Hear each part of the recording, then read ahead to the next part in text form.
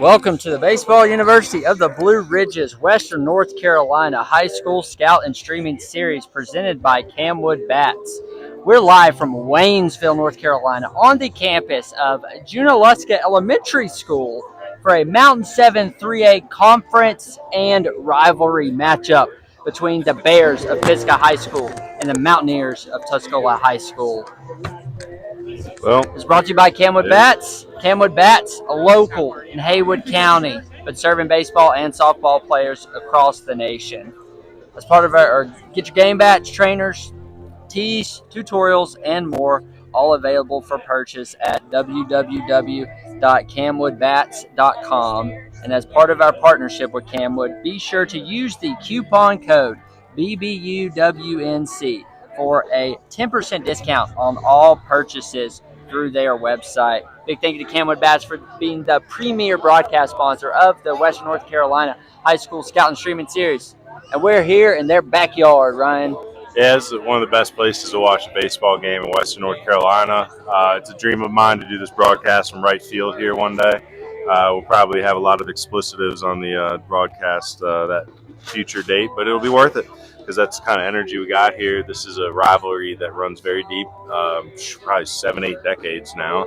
It's been in USA Today. It's been featured in some of the highest levels of media. And, it's a place that's recovered since the floods. The field's it's probably looking better than I've seen it in a while. They're proud of this place. Made a run to the quarterfinals last year, so I know Tuscola is trying to match the pride with the reflection of the field, the way they were wearing their uniforms. I was up in the locker room. It's the cleanest I've ever seen it. And on the other side, Pisgah having a great season themselves. Had a little bit of up and down, but overall they're in it in the conference. Most likely going to be shooting for a playoff spot. Coach Shepard does a great job for the Bears as well, and we'll get into a little bit more of that here after we introduce our pregame sponsor. Yeah, Meineke is the pregame and postgame sponsor for Baseball University of the Blue Ridges, Western North Carolina High School Scout and Streaming Series. With numerous locations in the Western North Carolina region, there's no better spot to get your vehicle seen and serviced. Whether it's an oil change, brakes, mufflers, tires and wheels, or AC, you name it, Meineke is doing car care right in Western North Carolina. Well, Ryan, I know I mentioned the coaches. Battle of the Shepherds, but spelled differently. Harold Shepard, 16th year at Pisgah over in Canton. He's a staple in this neighborhood for sure. Been here a while. Coached against us back in the day. And then Mountaineers led by Zach Shepard in his 8th year here at Tuscola. Has a good staff with Coach Widener and Coach Pace. I know you've done a lot of work with them. Yeah, Mitchell Whitener is one of the best hitting coaches out here. Coach Pace is a very good baseball mind, and Coach Shepard's been doing this for a long time as well. This is probably one of the most talented coaching staffs that's been assembled out this way in a while. Again, they're trying to get back to the quarterfinals. Good season last year, 22-7, 10-2. I think did West Henderson end up winning conference last year, or did Tuscola take it? Mountaineers finished second in the Mountain 7 3A behind West Henderson, going 10-2 in the conference. I think they lost both to West. Those are only losses. No. They split with West. They split with Pisgah. And that's what I was going to say. Andrew Wester last year on this field as the opponent had a great game, handed Tuscola a tough loss. This year, things are off to a great start for Tuscola. Currently 10-3, 7-0 in conference. Just lost to Apex Friendship. Weren't going to play their primary arms that day. Use that game to find a little bit about themselves, playing a tough competition before they get into the playoffs. Pisgah currently is 7-5, 4-2 in conference. This past week they split with West Henderson. Again, it's just the top of the conference has been dominated by Tuscola this year. I think that's probably how it's going to end up. The rest of the top teams have been beating up on each other a bit, splitting. Smoky Mountain splitting with North, Pisgah splitting with West.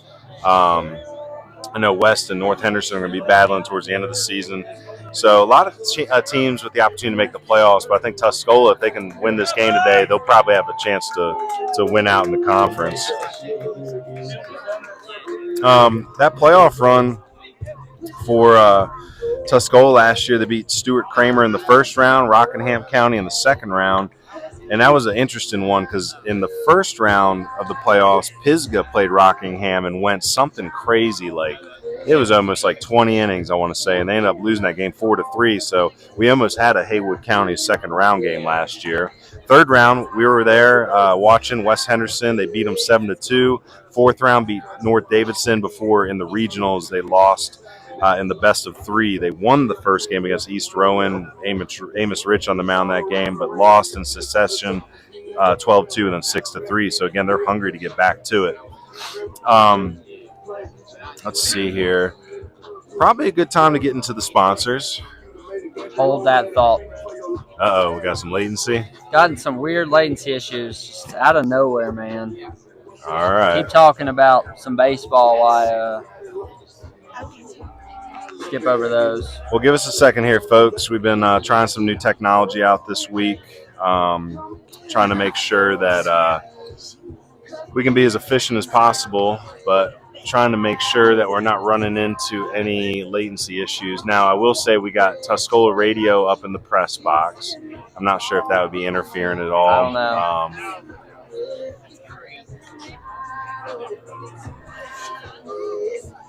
All right, so is the Starlink still online? It's just, yeah, we're broadcasting live. It's just the cameras aren't connected. Any of them doing okay? Nope. Interesting. All right.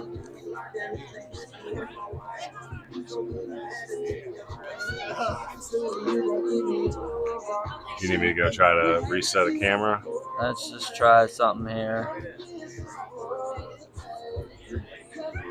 Well, in the meantime, if you can hear me, been going through the lineups here, writing up my own cards. So for Pisgah, that's the lineup card I'm writing right now. Looks like Eli Chambers is going to be leading off playing left field. Batting second is going to be Brandon Surratt. He'll be playing second base. And the 3 hole is going to be Carson Allison at first base. Boone Carver will be doing the catching. Isaiah Mintz in center field. Zach Wester will be the shortstop today. Maddox Wright doing the pitching. Owen Rigsby at third base. And in right field will be Ford Jones. Now, on the Tuscola side, or I got this one written up, it'll be Colt Nelson. Radio interference. All right, ladies and gentlemen, we are back, and looks like the camera's been moved. Okay. He's going to keep it out of the heat because one of our cameras overheated, and a couple of them had issues with the radio here. But we're going to try to get in these ad reads real quick. We want to thank our travel sponsor this evening, Hickory Nut Gap.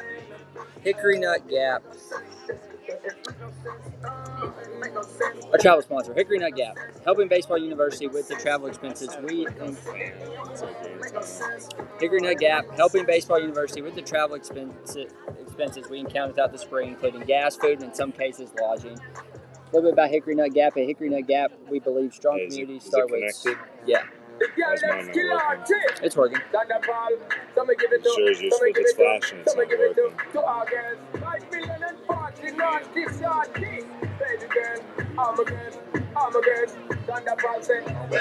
More tech issues, sorry guys. Alright, let's try this. Now it's working. Yeah, when it's steady green, it's working. Yeah. All right, now we're back. Mic's on, so hopefully, I don't know if you'd hear that or not, but. All right, we on the same link too? We're on the same link, okay. So we're good on there. I want to thank our travel sponsor, Hickory Nut Gap, helping Baseball University with the travel expenses we encountered throughout the spring, including gas, food, and in some cases, lodging. A little bit about Hickory Nut Gap. We believe in strong communities start with strong connections on the farm, at the dinner table, and on the field. That's why we're proud to support local high school athletics, fueling young athletes with real nourishing food and investing in the next generation. Join us in building community through agriculture. Sign up for our CSA or visit the farm in Fairview or find Hickory Nut Gap meats at your favorite local retailer. Learn more at hickorynutgap.com. I want to thank our home team sponsor, Friends of Tuscola, sponsoring the time that Baseball University puts towards marketing this game to coaches pregame and editing and posting highlights for the Tuscola Mountaineer prospects with recruiting and scouting content on social media for the coaches postgame. The family wanted to step up and fill our home team sponsorship, and they appreciate all the hard work that Baseball University has put into helping Tuscola baseball from our inception. They wanted us to use the home team sponsor space tonight to tell you more about our Baseball University services and missions. So we'll be talking a lot about that and some upcoming things in our home team sponsor slot. Thank you to Friends of Tuscola for being our home team sponsor, and thank you to Granny Landscapes Incorporated for being our away team sponsor, sponsoring the time that Baseball University puts towards marketing this game to coaches pregame and editing and posting highlights for the Pisgha Bear prospects with recruiting and scouting content on social media for the coaches postgame. Tonight's away team is proudly sponsored by BH Granny Landscapes Incorporated, your trusted name in professional landscaping, with offices in Cashiers, Silva, and right here in Canton. With deep roots in Western North Carolina, BH Granny's Canton team is proud to support Pisgah High School and the local community. Whether it's lawn care, hardscaping, or complete landscaping design, they bring beauty and precision to every project. Learn more at bhglandscapes.com. Go Bears. Well, my golly, what a crazy day. So basically, folks, here's what happens. Every time we play with new tech, you got a tech issue. Tuscola Radio is here doing the game. Love those guys. They do a great job. But we just learned that radio works on 2.4 gigahertz wavelength. We had recently switched to that, so we weren't interfering with radar guns, which are on 5 gigahertz. So we had to switch back to 5 gigahertz to not interfere with the radio, which is where the latency was coming from. So now we're finally here, ready to give you one of the greatest rivalry games that you're going to find in Western North Carolina. A lot of good talents come through here in the last few years. Pisgha Bears, there's a few guys still playing out there. Titus Bleckley still down at Mid-Atlantic Christian University down in Elizabeth City. Walker Fox having a great freshman year at Mars Hill. Older brother Mason Fox recently retired this year. I think is the first year he's stepped away from completely. He was drafted by the San Diego Padres a few years back. Matthew Roberts, he's still playing ball down at Fayetteville Tech, and Eli Rigsby at Rockingham. For Tuscola, a few out there still. Jet Benson at Cleveland. Noah Stepp having a great year at Rockingham. Trent Turner, one of our favorites at Western Carolina. And Sterling Thomas still out there. Technically only a redshirt sophomore, even though he was a 2019 grad for Coach. Originally started his career at Erskine. I think that's everybody as far as alumni that are still playing. If I missed anyone, I'm sorry. I know I missed in the West Henderson game the other day. I feel bad. I missed Colin Engel. He's down at USC Union, so every once in a while I always seem to miss one. Some good prospects in this game that are already committed. Carson Allison is committed to Bluefield State, Division II up in West Virginia, and Ford Jones, a sidearm slinger, going to be pitching at Brevard College for Coach Carone next year. For Tuscola, some really strong names here in the graduating 25 class. Evan Connor, catcher at Gaston next year. Colt Nelson going to Wingate. He's our starting pitcher tonight. Amos Rich, the UNC Chapel Hill commit. He's actually in the 26 class. And Tyler Williams going to be heading to Surrey Community College next year.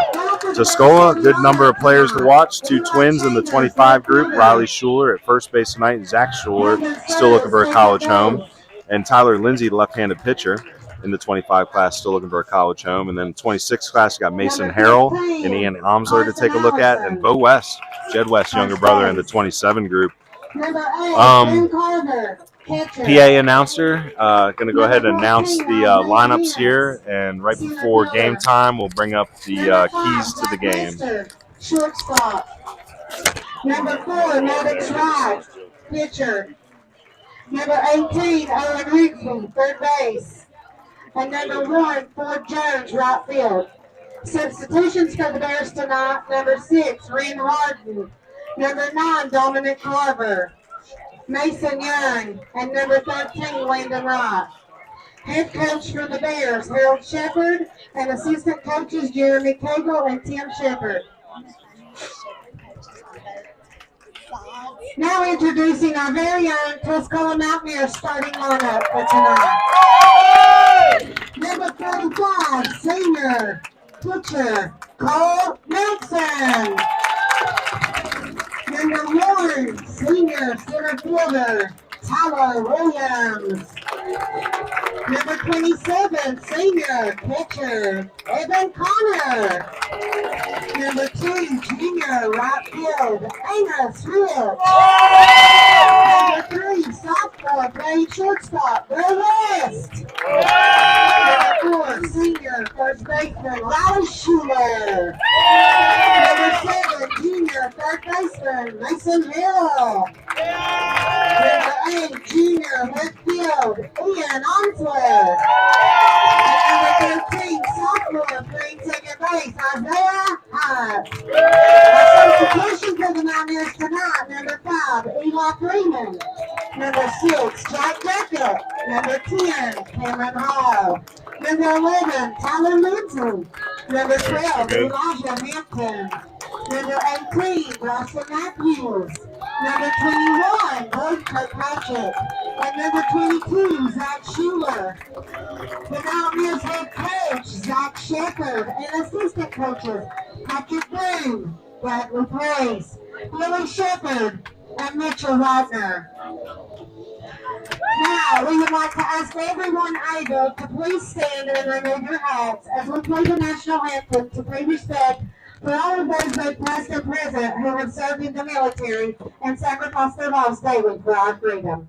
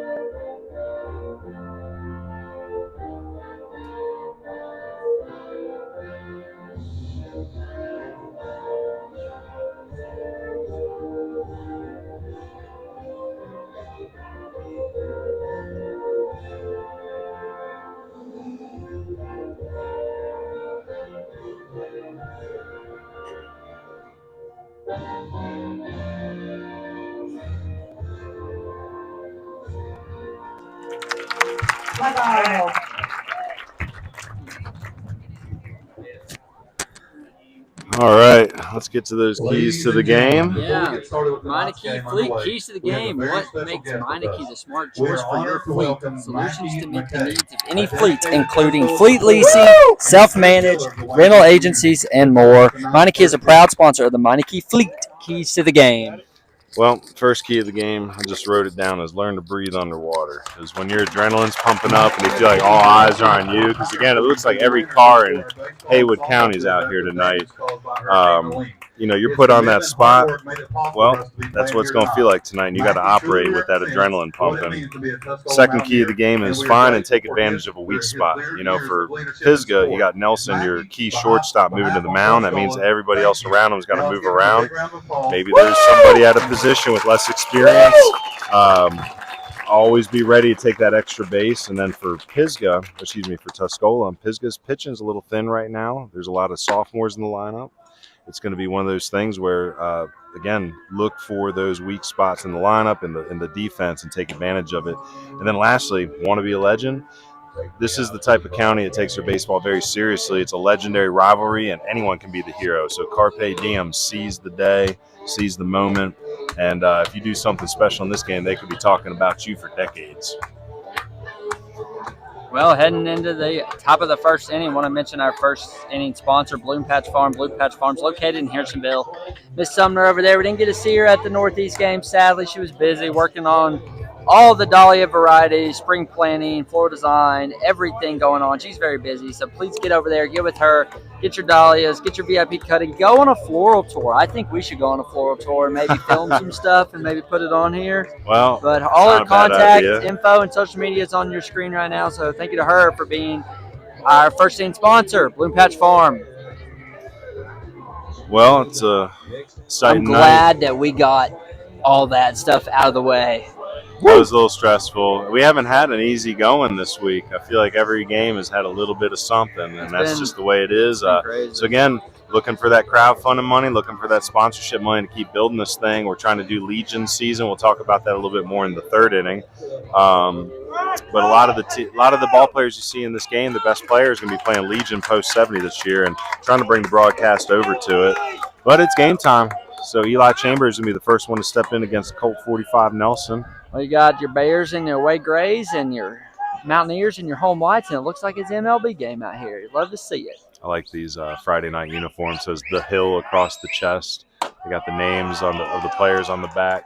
So some good boosters here taking care of Tuscola. I love the MLB aspect of the home Whites and the away Grays, but I love how our scorebug has red and yellow to represent the two school colors. Very clashing. Colt heading off to Wingate.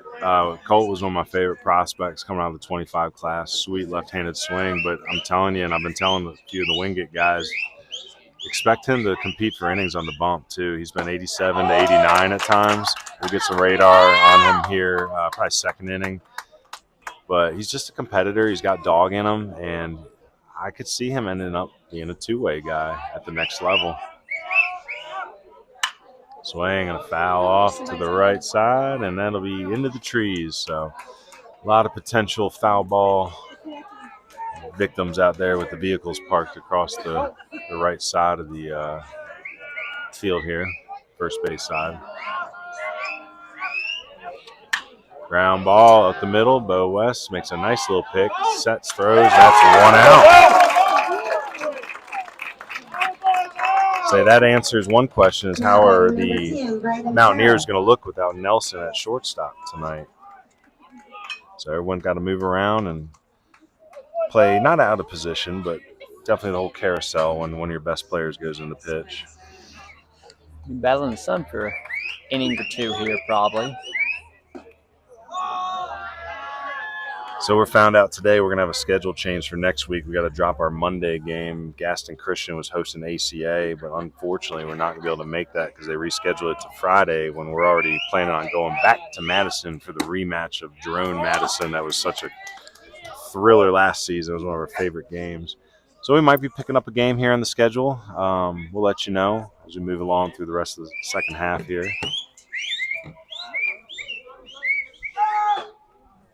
So Surratt, good pitch. Brandon Surratt. Let me see my. Thank you to Coach Shepard for printing out the Max Prep rosters for me today because my printer ink went out. Braden Surratt. It's your hitter here. Fouls one off. So count's getting a little deep, but so far not any competitive swings yet. So Nelson's got good stuff. You can tell it's riding in there with some heat. There's a kind of a high curveball, but it's enough funk to get a bad swing, and that's out number 2. Well, I'm going to pull up the preseason coaches poll real quick, show you guys what the coaches in the Mountain 7 thought. Tuscola picked to finish first, 6 of the 7 first-place votes. Pisgah picked to finish third, and right now I think they're currently in third. Say it's not a bad representation of what the conference looks like right now. The only big difference there is Smoky Mountain having a much better season, but they're only 2-3 or 2-4 in conference. I got to go back and check. Well, these are the top 4 teams who are going to be perennial powers in this conference. I would love to see 5 teams make the playoffs this year, though. It's a good chance. I think it can happen. Yeah. I really do think it can happen. Looking at how the RPI is going this year, and like I learned something new the other day. There will be there's a leapfrog rule where if you are high in the RPI, but another team is lower in the RPI, but they are ahead of you, above in the conference, every team has to make it above you before you make it. Okay. Something I was reading dealing with the RPI stuff the other day. And this conference is going to be a Mountain 8 next year. They're adding Brevard, which will be a good add. That'll be good for Brevard. Getting out of the Foothills 7. Mountain Foothills 7's been dominated by the Rutherford County team, especially East Rutherford, for years. They're all going to be foothill teams, considered foothill teams next year in that conference. They're going to be joining Burns, I believe Drone, and High Britain, yeah. and West Caldwell, I think, all merge into that Rutherford County group. Maybe Patton's still in it too. I don't know. We're going to have to go back and check. So hoping our cameras aren't getting too much heat on them. That's another thing we're going to have to start thinking about for the summer season if we use the iPhones to do this again. Can you buy ice packs? I don't put around think a, that's to put crazy around that was just sitting like that. Colt Nelson 2-1 delivery. Yes, that's a strike. Oh, yes it is. Okay. 2-2. No, I was on the location, I think. That's what Carson Allison was asking, was on the swing or the location. I want to say it was just a strike located. So Colt Nelson, hope for the 1-2-3 here, goes to the heat, but yanks it. It's going to be a full count.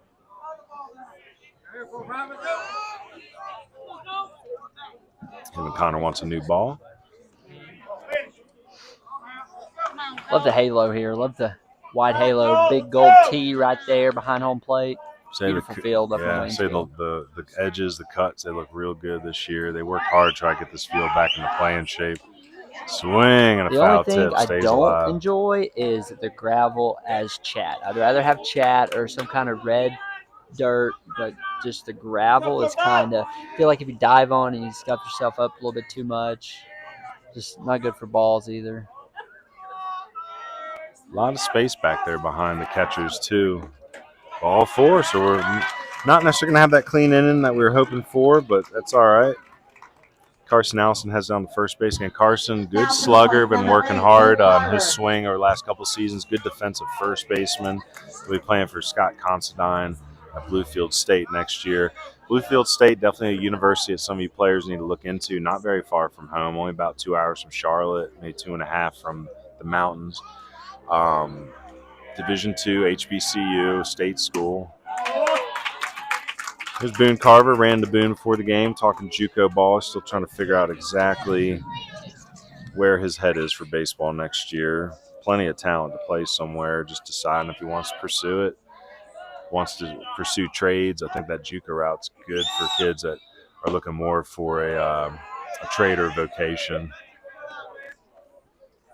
Definitely think vocational routes are the way to go now. It's where the money's being made. You know, we're talking about all the building houses going on in the apartment complex. You can make 6 figures doing that. Yep. Less debt.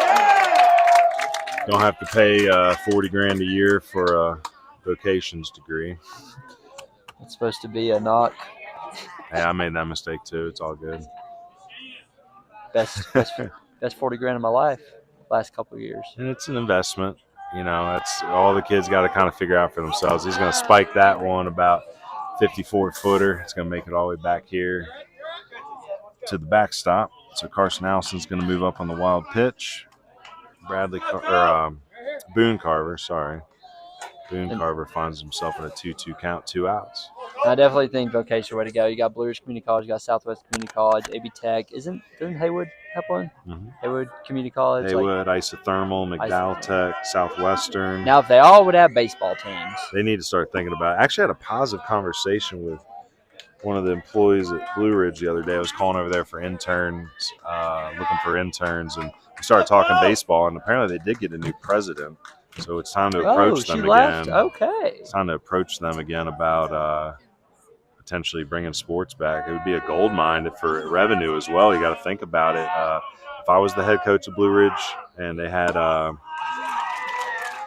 all 4 to Carver, so back-to-back walks here. But if I was the head coach of Blue Ridge, just hypothetical, you know, you're going to clean up on local players because, my golly, they ain't got nothing else. And then I would try to reach down into Florida's, Georgia's, and try to convince some of those good players to come up and play JUCO ball in the mountains, 10 degrees cooler. It's out-of-state tuition. Chance to make a little money for the school. Isaiah Mintz now with the runner in scoring position. The inning started out with a ground ball and a K, and now we find ourselves in the midst of a potential 2-out rally.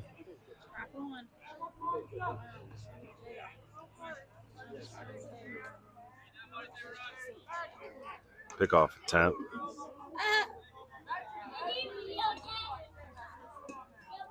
So that was Isaiah Hyatt trying to sneak in on the Pick play at second there, Carson Allison. Trying to get him dozing.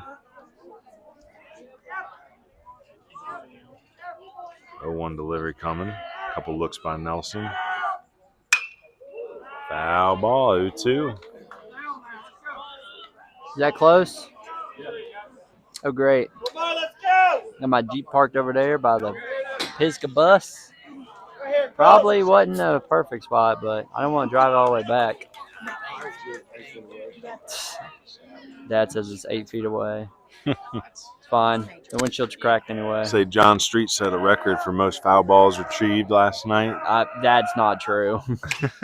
But he had a Squibber lot. off the end of the bat here. It's going to be foul. You've retrieved more. I know that for sure. We were talking the other day. Asheville-Taurus game? Yeah, Asheville-Taurus game. It wasn't really foul balls, but home run balls from batting practice that they just left beyond the field when we went over there and played one time. Looking like Zach Hampel. So 0-2 coming from Nelson here. Looking for one big pitch. Try to get these Mountaineers back in the dugout. He's around the zone right now. It's fastball location mostly. Hasn't located the off speed just yet either. Got the strikeout on Surrett with a slider that actually kind of hung up a little bit. Kind of a back me up slider. There it is. And that was the first well executed off speed there. And if he finds that, it could be trouble for the Bears. First inning sponsor, Bloom Patch Farms, again located in Hendersonville, North Carolina, offering over 300 dahlia varieties for spring planting and providing floral design services. Again, VIP cuttings, floral tours. They're in the booking right now on the weekends from now until October. So make sure you hop on that Instagram at Bloom Patch. Check out that just a large variety of pictures there to show you just what those cuttings look like. You can also find them on Facebook at Bloom Patch Farm, but contacts 828-772-1798 if you want to get with Bloom Patch and get your garden ready here for the spring. Ms. Sumner, I promise I will have the photos up that you sent us for next week's broadcast. It's been a busy week. We've been all over the place, which is crazy because we thought this week was going to be a very chill week, being two in county and Haywood County just a short drive away. But no, I felt like this week was more busier. Yeah, there was a lot of troubleshooting this week, some new tech we were trying to put in, started making calls on interns. Actually, it was a busy week on the phone with some coaches, too, trying to get ahead on some recruiting things for them. You want to talk about our player of the week? Yeah, Brandon Washington down East Lincoln. Had a big week last week. They swept forward in conference, and then the long-awaited return of the rivalry game between West Lincoln. Brandon Washington goes 7 for 13, 5 runs, 5 RBIs, had a double, 2 stolen bases, and then came in to close out that game versus West Lincoln, win it in extra innings, entered a tie game with runners on first and second, and just started immediately shoving. Got 5 Ks in 2 2/3. Great program there with Chris Mateel at the head at East Lincoln. So congratulations, Brandon. Poppy's handcrafted popcorn player of the week. I do some of that right about now. Well, I need to get that in the mail to him as well. Got his address the other day. Got to drop his certificate and JT Smith still from a couple weeks ago as well. Get them that delicious Asheville mix. Caramel, and white cheddar. You wouldn't think that would go well together, but it does. Holy cow, does it. It's kind of like peanut butter and mustard sandwiches. You ever had those? Absolutely delicious. I swear to God. That must be a Baltimore thing. Nah, it's a poverty thing, but you know. Hey, I had butter sandwiches a little bit. Butter sandwiches, butter and cinnamon and sugar. Butter toast. Oh, dude, cinnamon toast, best thing in the world. Best thing in the world. Number 45, pitcher, Colt Nelson.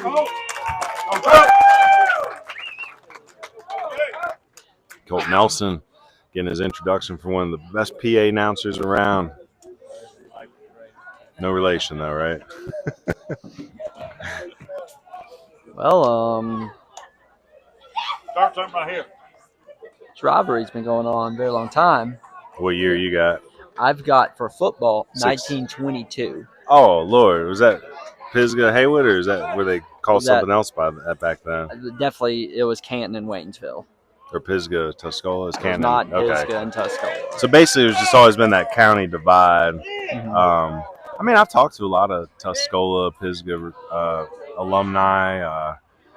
It's an old-fashioned Hatfield-McCoy type relationship, you know, stay on your side of town. You know, I don't know if it's that serious anymore between these boys because they all know each other now, growing up playing on these travel teams and stuff. But I know the fans get pumped up. I mean, just look at how many people are here. I've never seen this many people at a baseball game other than maybe West Henderson playoff games. This is the most attended regular season high school baseball game that I've ever seen. Let's talk about Maddox Wright up on the bump. This is a sneaky prospect, guys. Tall kid, 6'2", 6'3", plays shortstop and every other position on the field. Doing the pitching tonight, he was 81, 84 against Brevard a few weeks back. He's probably still learning the nuances of pitching. He's got the velo, got the build, has a chance to be a decent two-way ball player. I think he's very interested in junior college baseball. So T-Will, big fan of Tyler, heading to Surrey Community College next year. Second year with Tuscola, transferred here last year, originally started with Franklin. Added a lot of stability to the defense last year. Slid well right in and did well in center field. A lot of four-seam ride on his throws in the outfield. Collects a couple outfield assists every year. Good time for an early bunt. What do you think? I like laying it down here. Not yet? Some runner. No, I do. I like laying it down here. Your dad's shaking his head no. He just wants to hit.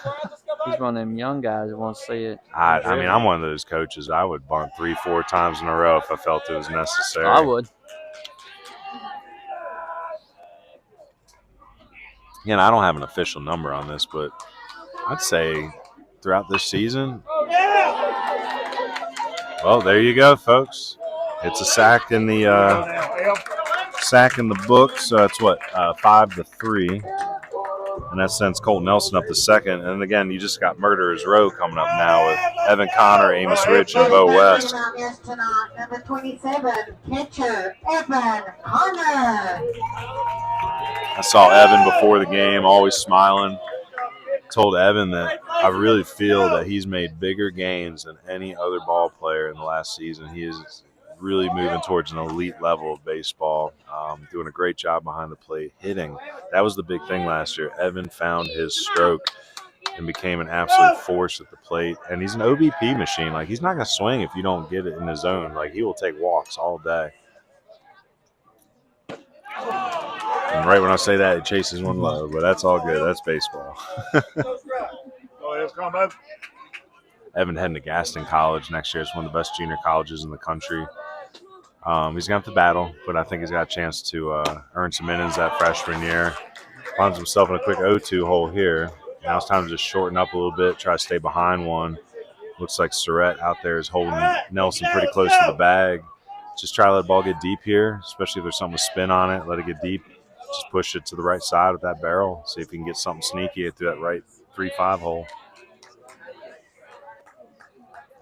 Man, a little bummed that we're going to not see ACA and Gaston Christian. Gaston Christian's one of those teams I just really wanted to see. I'm hearing a lot of good things about them. Nelson got a great jump there. Absolutely no throw, but the base is not occupied at first base. Nice pick at first by Allison. That's going to get the K on Connor. Stolen base for Nelson. Come on, And that brings up Amos Rich. Amos is definitely in the running for Player of the Week after his 19K one-hit performance versus Pisgah. In the running? That's not what you said the other day. Well, I didn't want. I basically said it was his, but you never know. You never know. He said it was his the other day, and I said, "Well, what happens when someone has 20 Ks on Friday?" I got to send the email out to all the coaches. You never know. I might get a random email from a 20K performance, a Kerry Wood or something. I'm telling you, someone's going to have a 20 strikeout game tonight. Well, we thought it was we might have been getting a Player of the Game or a Player of the Week from the. Colt Nelson reading the dirt ball. It's going to be close. And Boone Carver is not able to pick the ball. Thought he had it, left it behind. Colt Nelson's going to score on that dirt ball. That's our first run of the game, so base running. Base hit, sack bunt, stolen base. Yeah, if that bunt didn't occur, Dad, that run wouldn't have scored. That bunt didn't happen, that run wouldn't have scored. Good take outside. Yeah.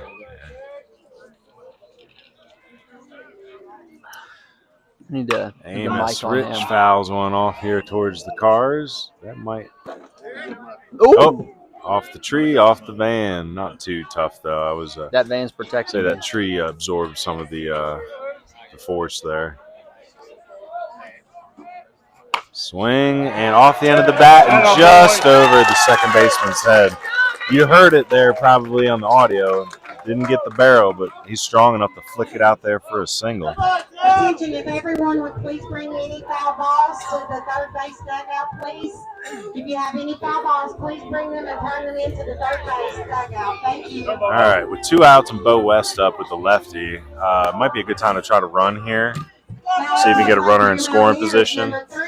Man, that sun is a little brutal out there in left field still. You can see it on the camera. Oh, yeah, it is not great right now. Trying to keep the strike zone here while also not being blinded by the light. Maddox Wright's going to have to make sure he comes to the set there. That was almost a balk. Very close to a balk. Yeah, we should have made like a rivalry graphic or something. That would have been fun. Interns. Intern. Looking for him. Swing and a pop fly into shallow left center field. And it's going to be... Oh, that's Wester out there at shortstop that pulls it in. So 1 run in on the pass ball. Cole Nelson scores the first run of the game. The first want to help support Baseball University of the Blue Ridge. Visit our Patreon at www.patreon.com/bbuniversitywNC. The more financial support Baseball University of the Blue Ridge can earn, the more coverage of Western North Carolina baseball we can bring you, including the Western North Carolina College Tour Series, the Western North Carolina High School Scout and Streaming Series, American Legion Post 70 coverage, weekly media content, highlight films, and more. Choose which tier is right for you at www.patreon.com/bbuniversitywNC. And stay connected to Baseball University of the Blue Ridge across all platforms. Like and subscribe on YouTube at www.youtube.com/@bbuniversitywNC. Like us on Facebook at Baseball University of the Blue Ridge. Follow us on X, formerly known as Twitter, and Instagram at bbuniversitywNC. And check out the website at www.baseballu.org. Heading to the top of the second here. Where'd my top of the second card Hail go? Tax Solutions. Hail Tax Solutions. We're like a week away. I got to get mine finished. I haven't done that yet. I got to get on that. The Hales. They do a good job, though. I mean, if you're looking to change your tax guys up, they are always down to talk to you, get to know you, figure out your situation. They brought up so many things to help me save money that I wasn't even thinking of. And I've gone through tax people before. They're just trying to run you through, get it done. This is not Hail Tax Solution. They're former IRS agents. They're going to try to help you get every penny you can. So get with them if you haven't done your taxes yet. And you can always do your taxes late, too. So if you end up going past the deadline, need an extension, make sure you get with Hail Tax. So Colt Nelson back on for a second inning of work. Started off pretty smooth, then 2 walks sandwiched the K's that he collected and was able to stay scoreless. Still hitless with Zach Wester coming up here to lead off the second. Zach was the winning pitcher the last time Pisgah took a game from Tuscola, and that was April 1st of last year. So the rivalry, it's been fun the last couple of years. Tuscola has taken the last 2. Pop up foul territory, and that is going to sneak on out of here.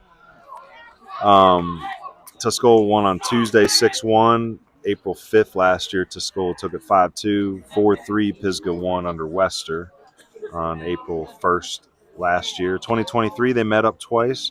Tuscola won 1-0 and 13-1.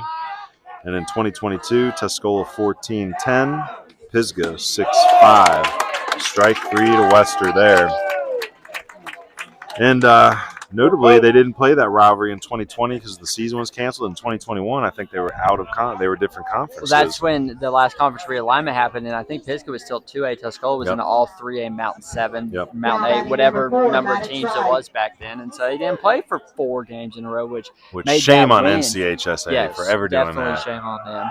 Well, they didn't play in 21 because they would have played in both those years. They were out of conference. But because they could only play conference games in that 21 shortened season and 20 was canceled, they just weren't playing, which I'm thinking I would have played. If I'm in Haywood County, I'd play that game. I mean, that's like a year without a Pisgah Tuscola game. That's like Christmas without Santa Claus. I don't know if that's a good line or not. I mean, yeah. Maddox right up. Again, he's our starting pitcher for Pisgah, righty thrower, lefty swinger. Always a big fan of the righty thrower, lefty swinger. If you can swing it and you're a versatile right-handed position player, you can go all over the field. It's like baseball university without Hale Tax Solutions. Yeah, right. There you go.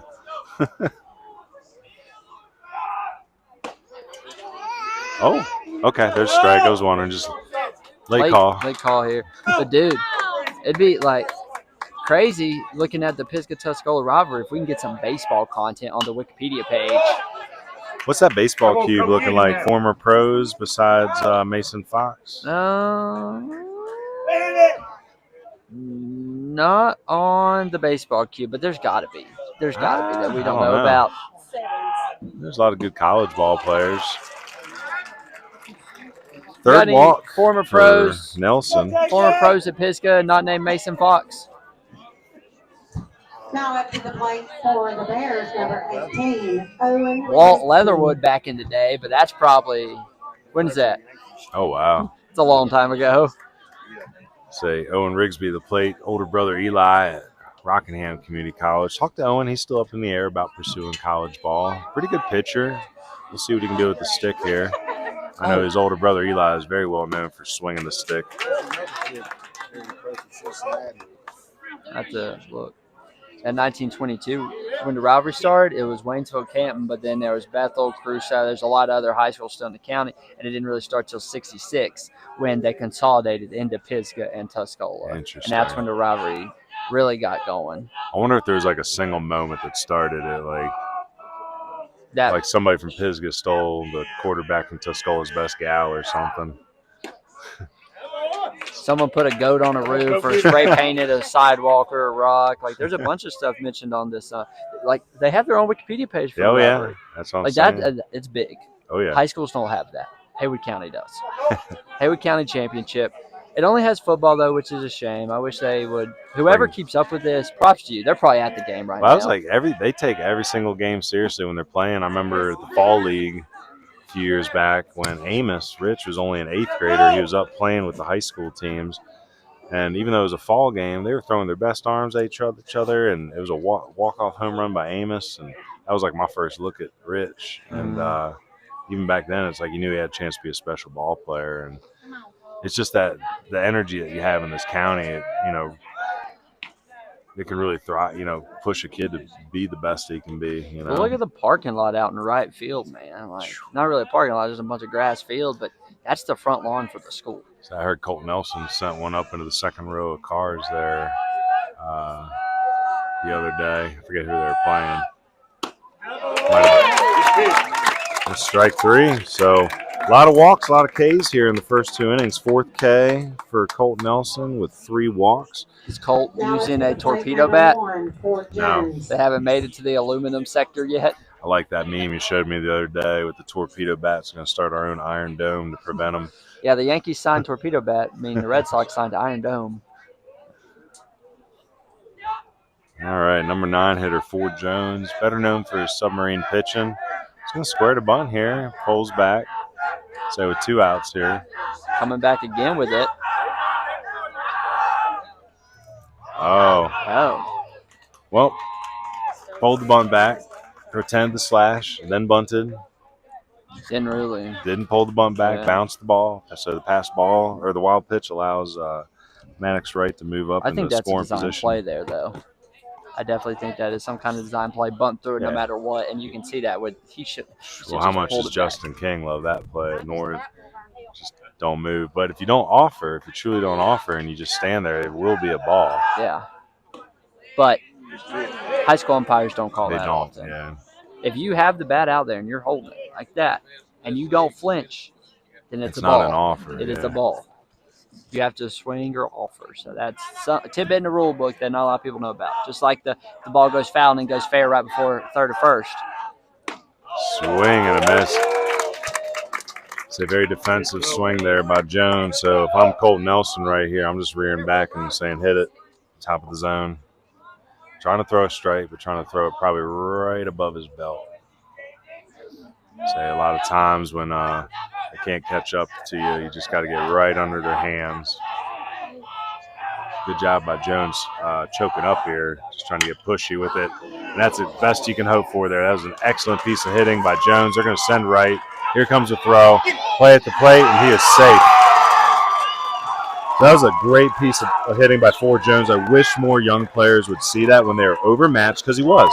And it's not an insult. It's just in that moment, he is overmatched by Colt Nelson's stuff. Chokes up on the bat by about 3 inches. Short to the ball, just tries to get a little bit of barrel, pushes it to right field.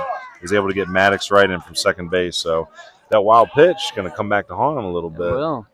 Now batting number 2, Eli Chambers. So brings the top of the lineup back up, and we got a brand new ball game here at the top of the second. Chambers with pink batting gloves. Swing and a miss. Chambers grounded out to short. His first time up on a nifty little pick by Bo West.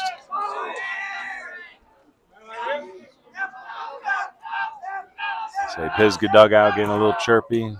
Pickoff attempt here by Colt Nelson. Ford Jones back in safely. I love the batter's eye out here in center field. It's got the what are those, cedars or pines or something? So that's where the center field scout camera is tonight, hiding in those trees. That's what I thought. Nice curveball. That's why I said it first. So if Nelson finds that curveball, that's going to be a tough go here for them, for the Bears.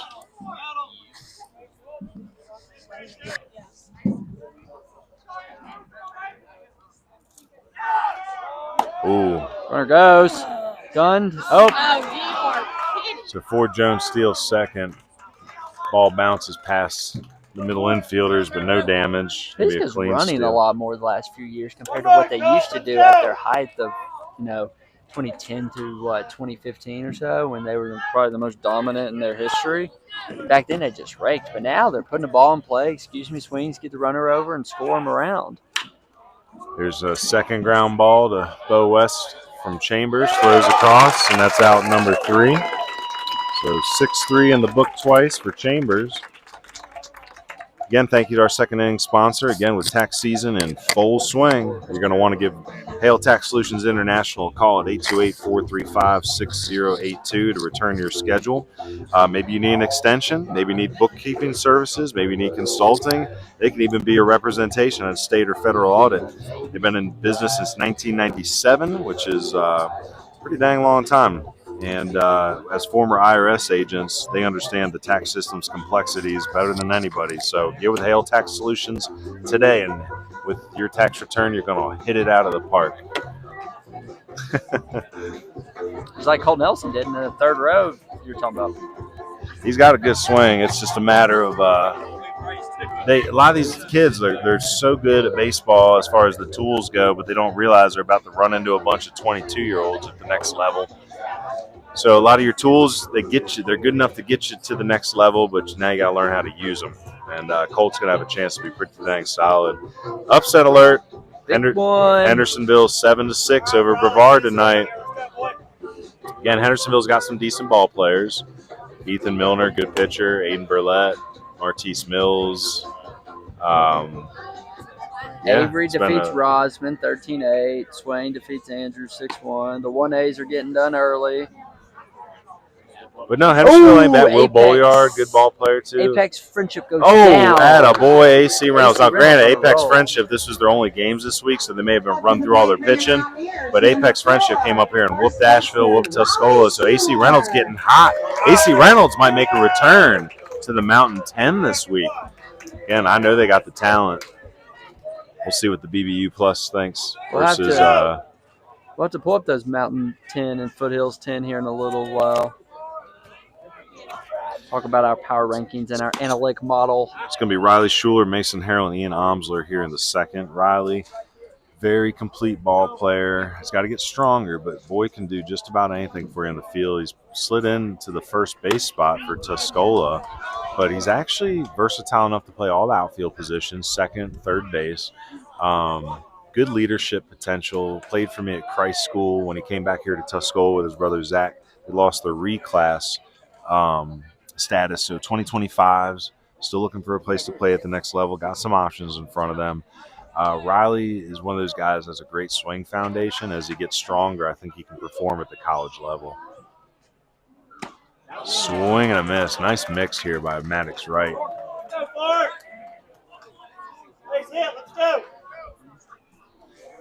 And Riley's going to be an important part of this lineup down the stretch. Role players are going to have to step up big time if they're going to want to get to the quarterfinals again and further. Look at these viewer numbers. My Lord, 38 concurrent viewers. Thank you guys for tuning in.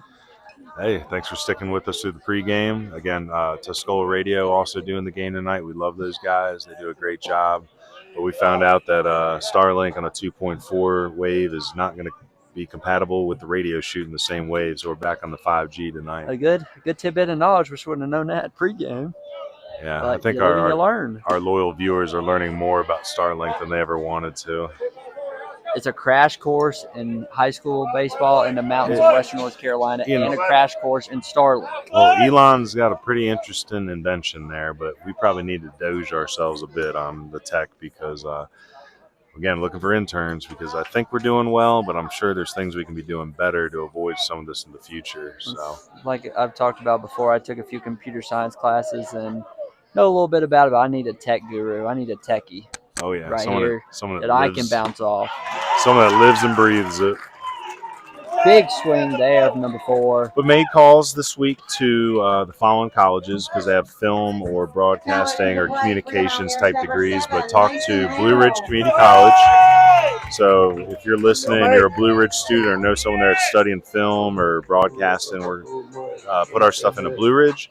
UNCA, they have a big editing, film, theater. You know, they do a lot with tech there as well. So got in touch with UNCA. Talked to Montreat because Montreat's got some broadcast and tech stuff. And about to get with Western. That was my last one I was going to get with just because a little further from us in Henderson County. I want to try to find a student that might be able to meet up a couple times a week. Pop fly here to center field by Harrell. It's going to be hauled in. No problem out there by, is that Mintz in center field? Yep. Now batting for your Mountaineers, number 8, Ian Omsler.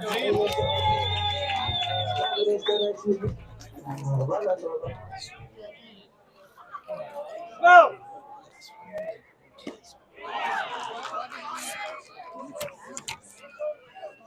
Yeah, next invention or next acquisition, new double-sided whiteboard for Coach Cook. Struggling. Oh, hit on the Evo Shield. Takes his base. Down to first. So that's Omsler getting hit by pitcher, being 9-hitter Isaiah Wyatt. Get him in motion right here with 2 outs. Isaiah Hyatt. I always love getting with 2 outs. If you get on by a walk, hit by pitch, just free base. Get him in motion to second. Get him around on the double in the gap.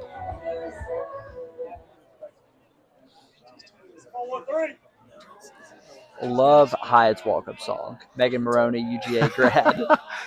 Lucky, one of my favorite songs by her. That is something that I was thinking about the other day. A lot of times it's like, oh, you don't want some girly as your walk-up song or whatever. You want to be manly and fierce. Whatever. He don't care. He jams out the Megan in the car, so I can respect that. That's awesome from Hyatt there. I love that. We never had walk-up songs when we were younger. You probably didn't have speakers when you were younger. We were. Was music invented back then? Yeah, right. Oh, no, that was Dad's generation. It's crazy to think. I was graduation class. Oh, swing, and that's going to find. Oh, nice try by Surratt. It's going to stay in the infield, so that's an infield single.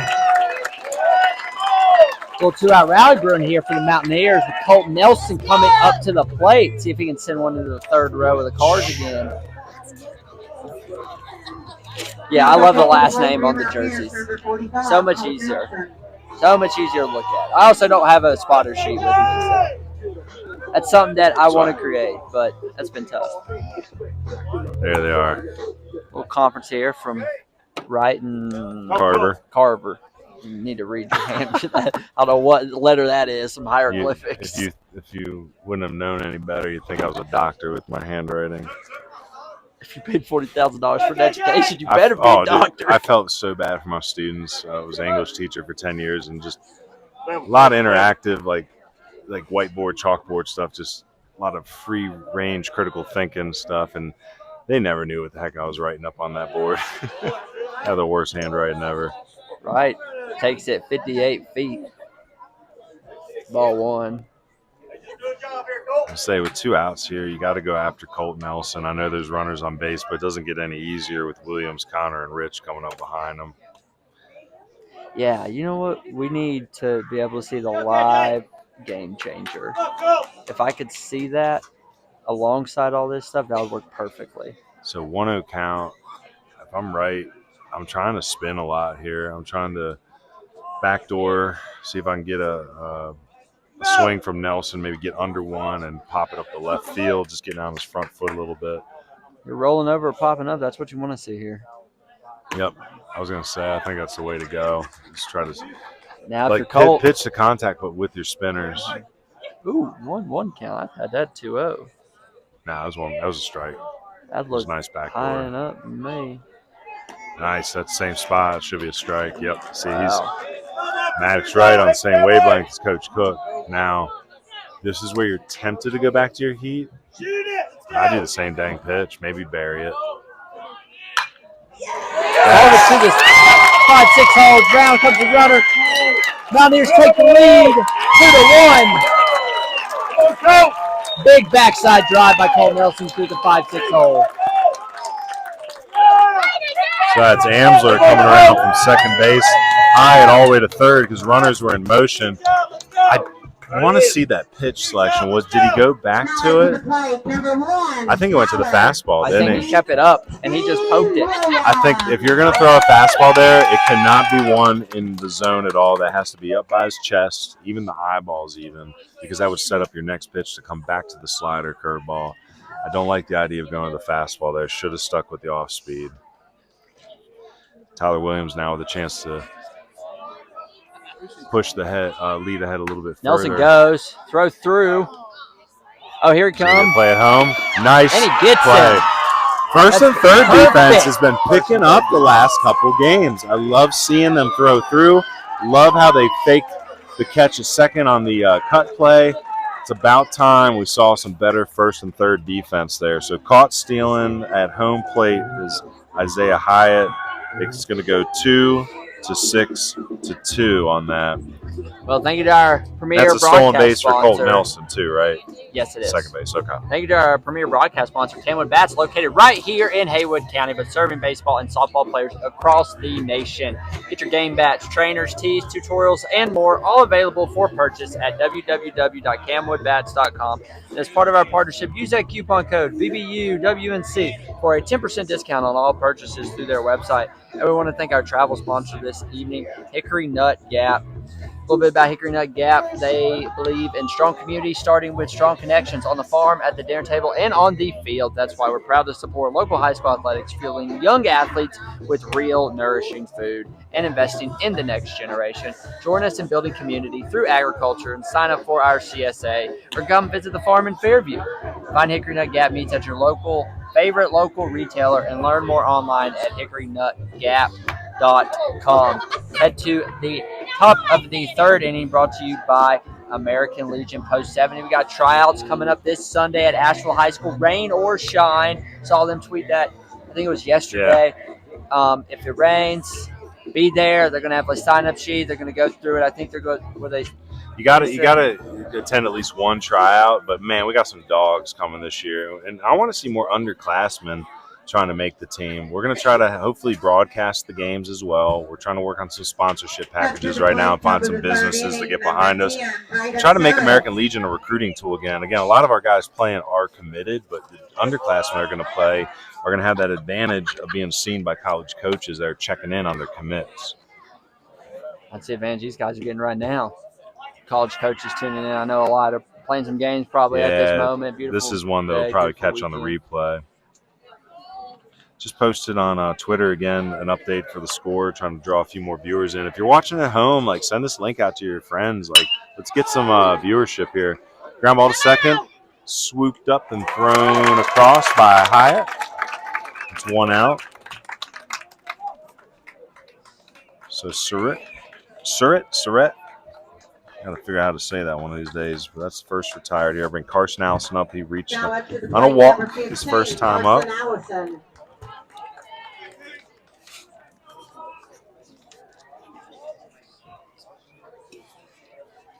Well, Braves just about to get underway. A lot of college games getting underway starting at 7 o'clock as well. Have to check into some scores. There's a ground ball. Hopper fielded on his back foot, throws over. Nice job. Nice stretch by the first baseman. Riley Schuler on the stretch there. Bo West playing a very noble shortstop tonight, taking over for his buddy Colt, who's on the bump. That's his third put out, or third assist from shortstop. Now batting number 8, Boone Carver.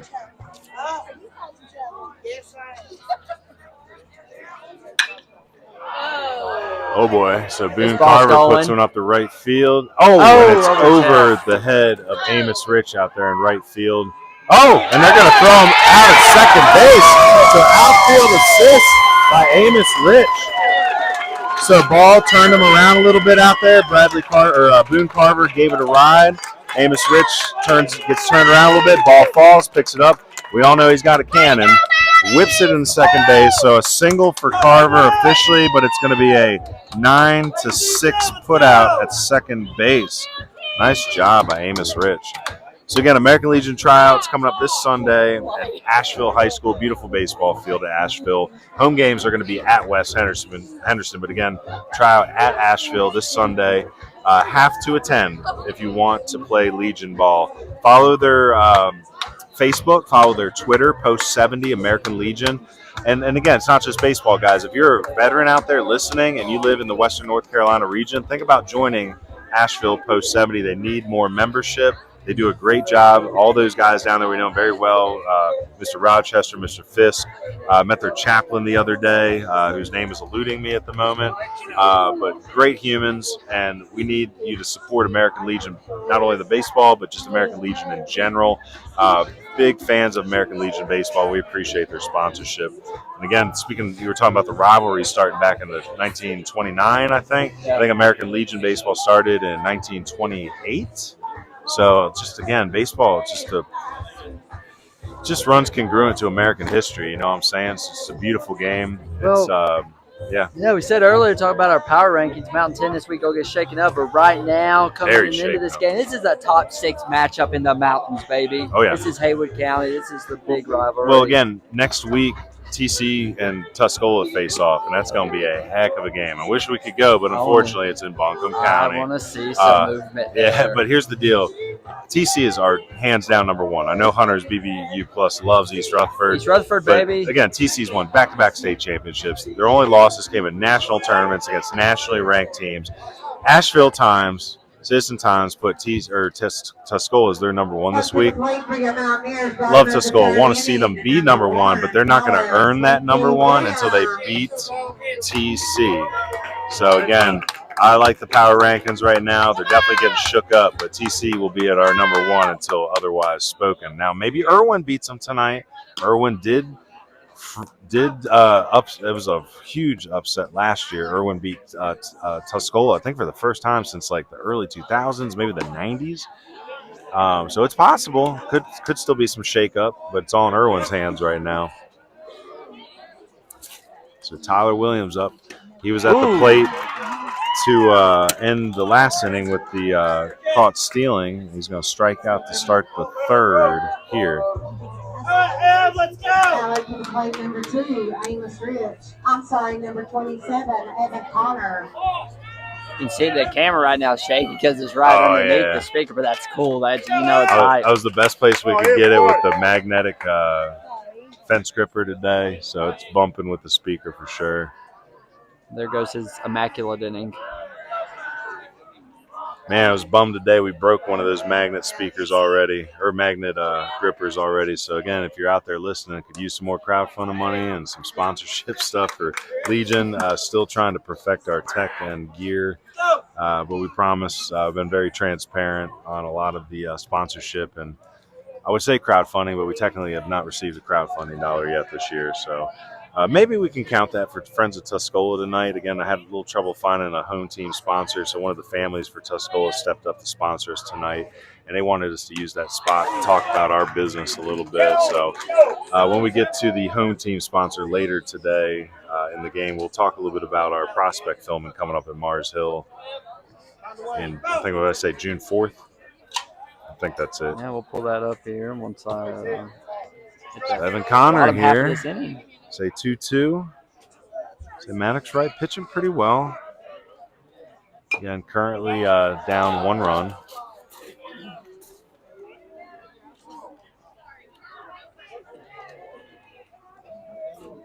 So you said the Braves play today? Braves play the Marlins, going for win number 1. Still haven't won a game? They lost the travel day yesterday. Oh, Lord. Evan Connor strikes out Maddox Wright with a little bit of a stare there, too. So trying to show his dominance. So Amos Rich hit a single his first time up. Just reached out and flicked one into right field off the end of the bat. I know Amos is recruited to play, recruited to pitch at UNC Chapel Hill, but there was a lot of high-level coaches that liked him as a two-way guy. And I still believe there's a future where he might swing a bat. Not the first. At the next level, not sorry. The first Mountaineer to be a Tar Heel. Cody Stubbs, former Tuscola Mountaineer and UNC Tar Heel, went on to play in the College World Series for North Carolina. North Carolina got a big win last night over our rival Duke. 9 miles, just like Haywood County. Boo Duke. Not a Duke fan. Rich down early start here. Getting some radar gun readings here. I haven't been out there yet today. So if Rich reaches base, we'll go get some radar on Maddox Wright. So explain to me the science why at this angle it doesn't pick up as accurate. I just know that it has to be a direct line with the radar. Swing and a drive down the left field line as in a hook foul. But yeah, it'll still pick it up, but it will subtract the actual amount. So like for every 10 degrees off, it's probably off by a mile per hour. So you want to be directly in line, at least with the stalker gun that I have. This is more of the old school type. Actually bought this from, Target Shotguns in Henderson County. They sell stalker radar guns to put the speeds on the clay pigeons that they shoot out to shoot with shotguns. If you ever want to get a radar gun under the market value, go to the hunting stores. I'm gonna have to go get saved one. about $150 on this by going through them. Nice location. Good take. Very good take there. Again, we're off to the side a little bit here, so not quite sure. Maybe a little low. Nice pitch. Gets him with the slider. And Maddox Wright strikes out the side in the 3rd inning here. And that was a tough, meaty part of the lineup to strike out, too. Well, I want to thank our away team sponsor this evening, Granny Landscaping. Today's away team sponsors. Today's away team is proudly sponsored by BH Granny Landscapes Incorporated, your trusted name in professional landscaping, with offices in Cashiers, Silva, and right here in Canton. Deep Roots run in Western North Carolina. BH Granny's Canton team is proud to support Pisgah High School and the local community, whether it's lawn care, hardscaping, or complete landscape design. They bring beauty and precision to every project. Learn more at bhlandscapes.com. Go Bears. We were up at the Western game the other day. I seen their logo up there, so I know they support a lot of baseball around here. Well, I want to thank our home team sponsor, Friends of Tuscola. We're going to talk about the prospect filming coming up. Yeah. So first prospect filming. Hopefully you like my nice little flyer design there with the Canva. Again, thank you to our sponsors for helping with the Canva purchase. But prospect filming, Mars Hill's always been good to us. June 4th. Honestly, I think this is the ideal recruiting event for 26 and 27 grads right now. You come out, you get your films done, you get a pro scout evaluation.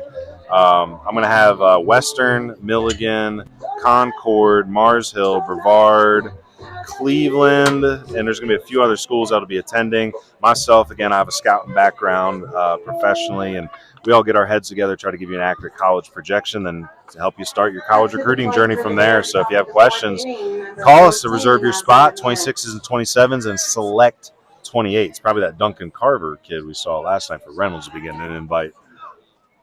Well, I want to thank our fourth inning sponsor as well, Andrew Casoria, owner of Hauling Solutions and Grading. Got a call for your gravel needs, dirt, rock, topsoil, you name it. More delivered to your home, business, or job site. They have dump trucks large and or small enough to get the job done. Give Andrew a call, and we'll detail them in full at the middle of the fourth. We're getting radar readings as we go 3-0 here with the count to...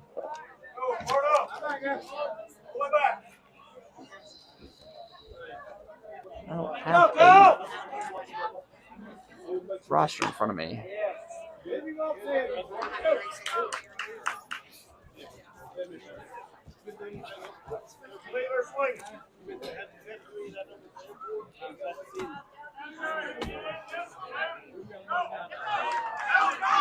Hey, that's 5-pitch ball game. He's getting down the base quick, trying to take a turn as the ball gets away from the catcher. What do you got? 83 to 85, 72 on the curveball. I think the highest I've gotten cold on my gun is 87. Coach Shepard said he's been 87 to 89 when he's feeling juicy. We'll see. That's probably the most controversial thing in college recruiting is velo, right? Honestly, rule of thumb that college coaches kind of go by is they subtract 5 miles per hour from whatever you post. You know, so if you're a kid saying you throw 87, they probably think you throw 82. That's why you got to come to the prospect film and get the actual TrackMan data. And again, I love TrackMan. Like, data's not everything, but accurate radar readings, but we also get your spins and a ton of other metrics that I can teach you about that'll help you discover who you really are as a pitcher. Yeah, talk more about that filming that we just mentioned, thanks to the friends of Tuscola. Again, we're going to be, if you go to the YouTube page, you can see a bunch of the sample prospect films. You can see that there on the flyer. Just kind of see what the product looks like. And again, it's much more than just a one-day thing. We try to get you started, get you in our network, and we got great relationships with all the local colleges. And then I try to remind folks that I'm not originally from North Carolina. I moved here in 2014, so I know a lot of coaches from where I'm from in the Northeast.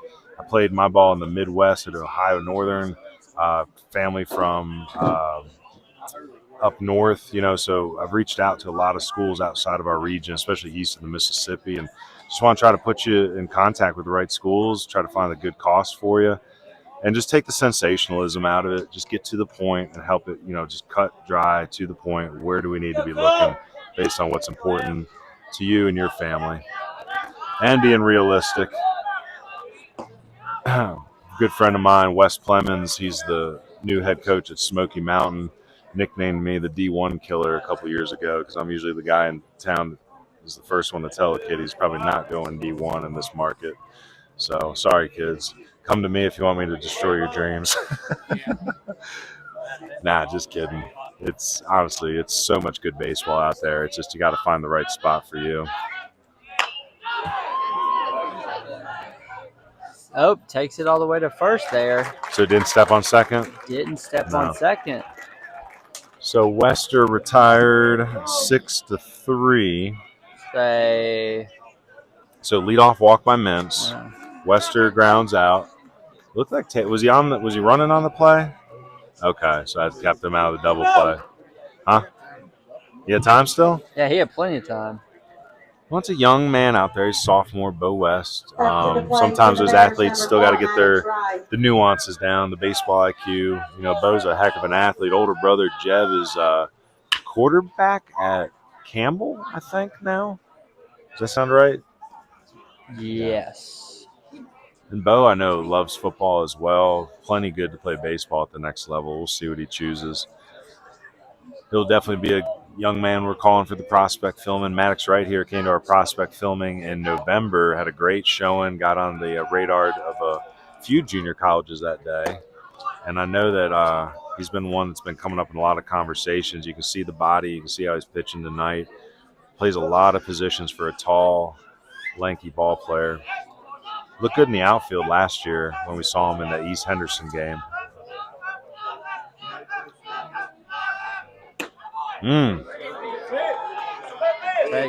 guess that was low. Low? Outside? Low. Definitely low. That was close. But I will say this. Umpire's been consistent down there. He has not been calling that below that, like on the knee, below the knee strike. Good off speed right there. Heck of a pitch. So that was a nice off speed and a fastball count. That shows you Colt Nelson's learning how to pitch a little bit.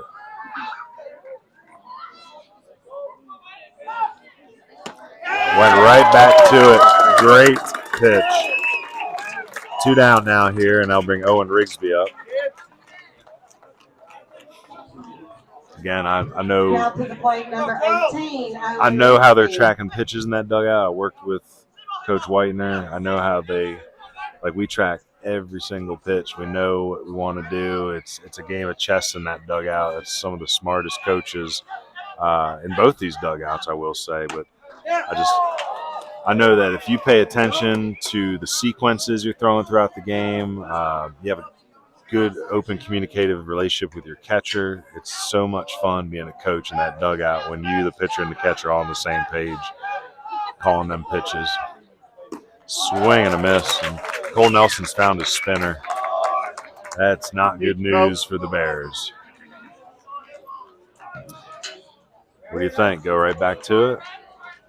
Or do you go straight heat? I say you go right back to that curveball. Just don't hang it. Either bury it or just off the dirt. Runner goes. Oh, he goes for the heat. Not going to argue with that choice. Strike 3. 6 Ks for Cole Nelson as we head into the bottom of the 4th inning. It's a good time to talk about our sponsor for the 4th, Hauling Solutions and Grading. It's that time of year, a lot of projects being done. I see everybody outside working, so if you need gravel, dirt, rock, topsoil, or anything else delivered to your home, business, or job site, give Hauling Solutions a call. They also added the grading element to their business last year. They've been busy since post-Helene, fixing all the culverts, driveways, bank erosions, ditch work. So if you have work to be done or you need supplies delivered in a dump truck, you need to go with Andrew Kasori at 828-776-9377 for a quote today. You can also find him on Facebook. Coach, you got another water down there for the old boy? You got to stay hydrated tonight. Like I said, this has got us all in high adrenaline. It can feel like you're playing underwater because it's a 2-1 game right now. And, you know, the pressure might not be on yet, but it's going to be loud. It's going to be intense if this score holds. A lot of potential heroes in the making.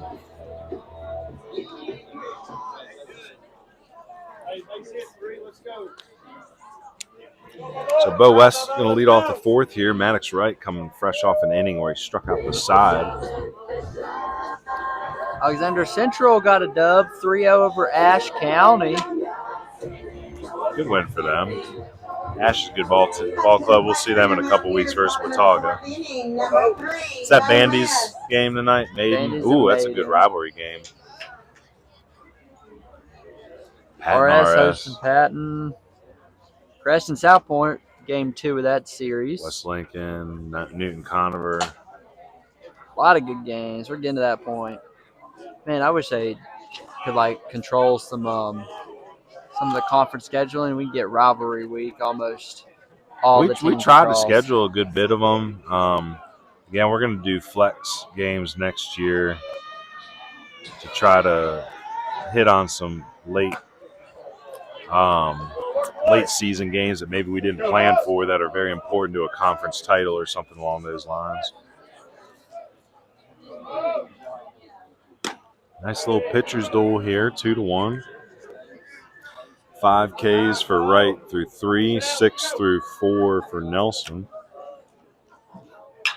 Swing, pop fly down left field line, hooking, and foul.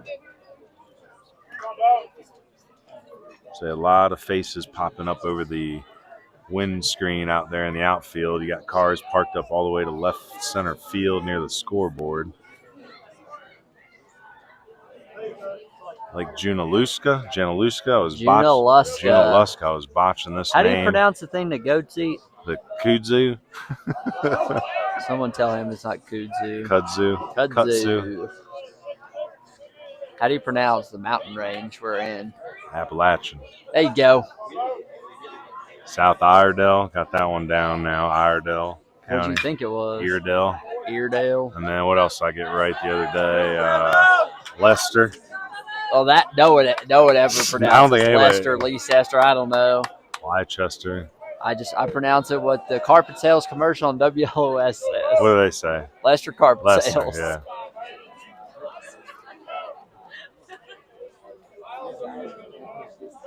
So long hold there. Finally gets into the windup. It's going to miss outside. Ball 4. Leadoff walk for Bo West. Now, Bo West got a little bit of speed. Riley Schuler up. Got a little bit of bat control. He's one to hit and run with.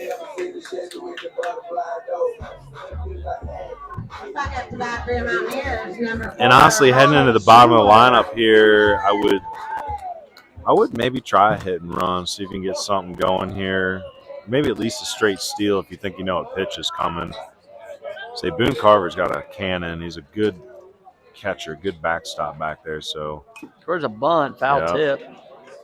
Show a little earlier if you're going to give yourself up. Now is a late show. And Riley Schuler reaching into his back pocket. Going to read the signs given by Coach Shepard down there in the third base box. So, pretty solid coaching staff here for Tuscola. Solid coaching staff for Coach Shepard. We were talking before the game where one of Tyler Stevenson was still coaching for Pisgah. I think he's a professional. Isn't he the one that started like the professional cornhole league or something? Oh yeah, he is fully on into cornhole, and he's got. When was his child born? How old's his child? Stevenson. Tyler?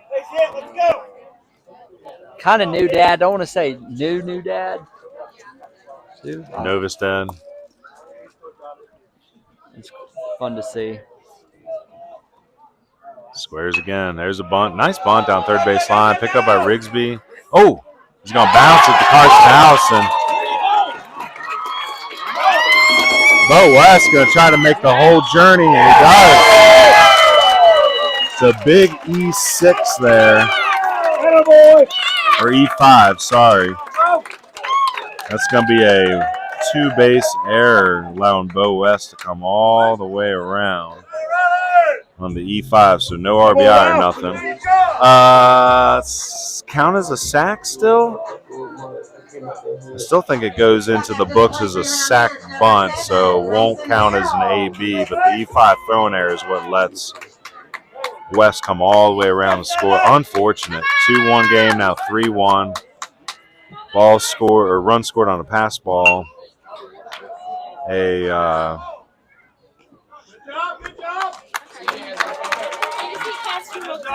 going to say run scored on a pass ball, the RBI single by Nelson, and now the E5 by the throw by Rigsby there. Well, you got a 1-3 sack bunt. You get the runner over to second. So 2 sack bunts in a row. And with 1 out here, and the number 8 hitter, Ian Omsler, coming up. Omsler in left field this evening, also one of the Tuscola Mountaineers secondary arms behind Rich and Nelson.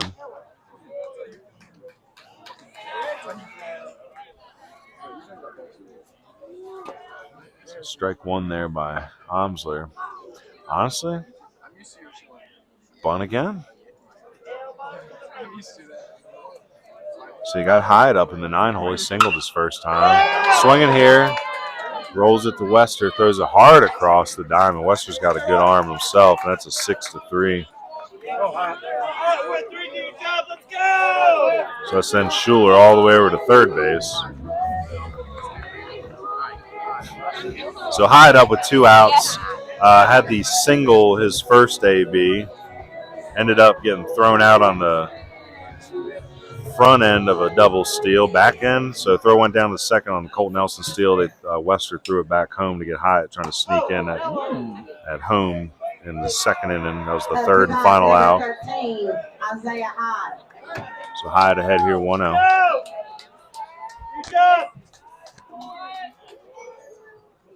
Misses low and away there.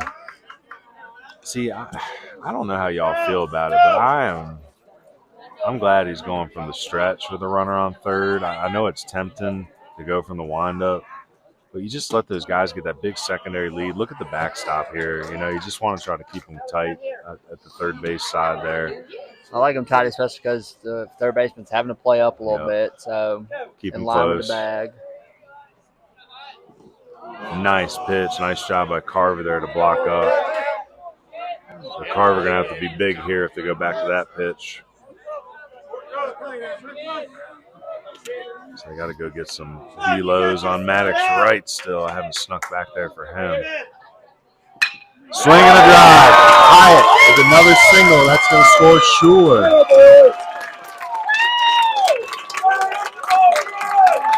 Two singles for Hyatt. I'm going to go get a few radar readings on right.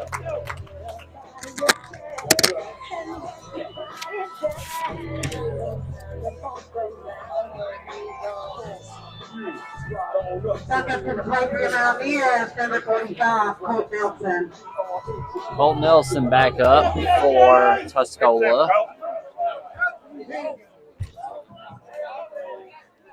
He's going to help himself out. Again, get another insurance run. Bottom fourth. Runner goes. Throw through.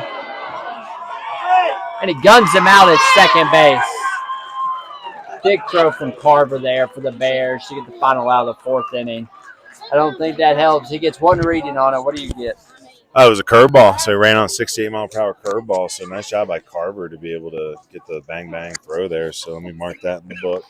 So you mark that's that. a bummer for Hyatt. Second time has been caught Second time stealing. gunned down. Well, you mark that. I'll talk about our Patreon. Want to help support Baseball University of the Blue Ridge? Visit our Patreon at www.patreon.com/BB University WNC. The more financial support Baseball University of the Blue Ridge can earn, the more coverage of West North Carolina baseball we can bring you. Stay connected to Baseball University across all of our platforms. Like and subscribe on YouTube. Like us on Facebook at Baseball University of the Blue Ridge. Follow us on X, formerly known as Twitter, and Instagram at BB University WNC. And check out the website at www.baseballu.org. Head to the top of the fifth by Nova Pitching Performance. Nova Pitching Performance, Coach Payne over there doing great work. If you're a West North Carolina pitcher the last few years and you want to make a major jump in your physicality, velocity, and overall athletic performance, get with Coach Anthony Payne, infusing data analytics and biomechanics.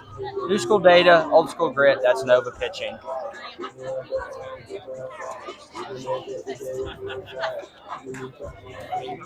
Snacking on the jerky while we're here. Yeah, pull out some. So there's Harold Shepard walking past us here. I got a lot of respect for Harold. He's been one of our biggest supporters. Zach Shepard as well at Tuscola, but Harold is he's always been a good guy. I really enjoy talking to him. He's been around for a while. Really cares about his players. Ain't afraid to tell them the truth. So both these coaches, both Coach Shepard's well respected. Ford Jones here, the Brevard commit. Had a big RBI single, impressive RBI single in the second.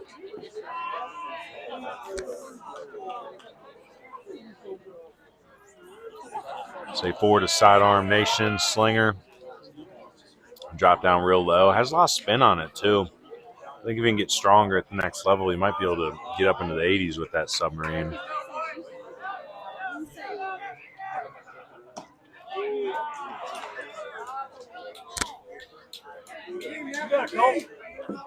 So 2-0 here to start the 9-hitter.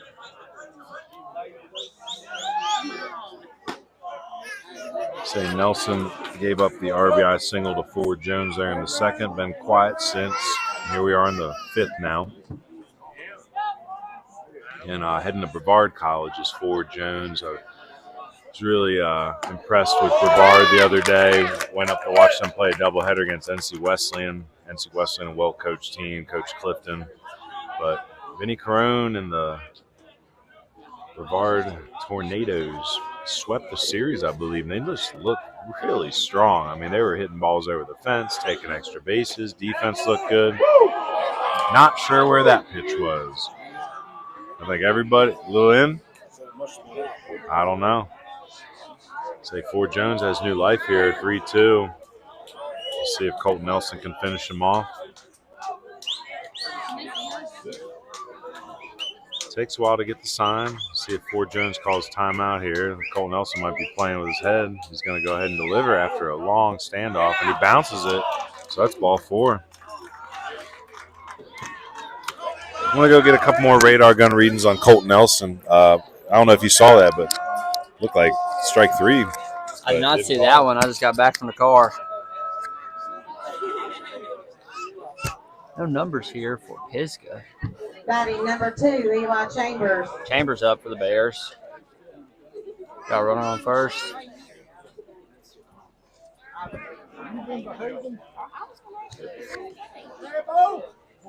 Just went back to the car, get a jacket, forgot to bring that over. It's getting a little chilly after a nice warm day. This place is packed.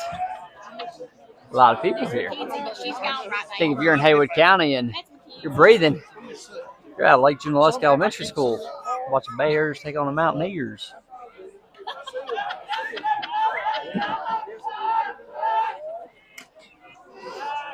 Foul tip there. Kind of sounded like that bat hit the catcher's glove. He told me, he said, when I talked to him that night, he said, I'm going to be the one that mouth that. I said, well, you better be all on there. He does. I don't think they called you. You'll have to text me and tell me what you said. You'd have to tell me if they do, because I can't hear. They could be holding the brains out right now. I can't hear. Nelson sets. Nice curveball in there for strike number 2.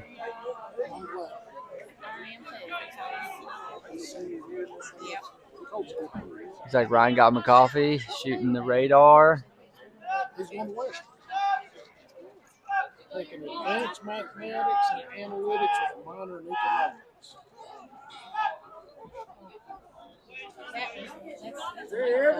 Yeah. I reckon he's Chambers calls time. I reckon what he's wanting to do is like work for the Trying to get into Nelson's head a little bit here.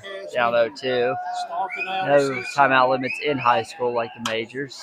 He fouls it off to stay alive.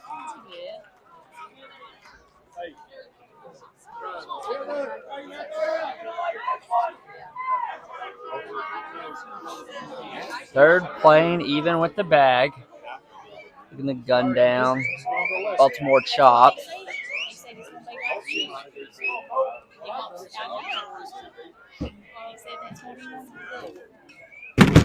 So 84-85 on the Colton Nelson fastballs. Curveball in the low 70s. You like to see it. So we have the leadoff walk.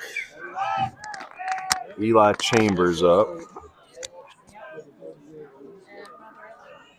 Thank you to Coach Street for bringing the bacon jerky today. I don't know if y'all know the legend of Coach Street and all the different jerkies that he brings to the local high school games. He'll usually sit out on a hill somewhere off the side, and a bunch of people come up and secretly, pass him $5 here, $5 there, and he gives them a little baggie of the jerky. It looks like a much more inconspicuous, maybe illegal transition, but he's just selling jerky, folks. It's all good. I remember the first time Amy met you, she didn't know what was going on when my wife first met you, and you were just selling these little plastic bags. She's like, is this man like the Rick Ross of Edneyville?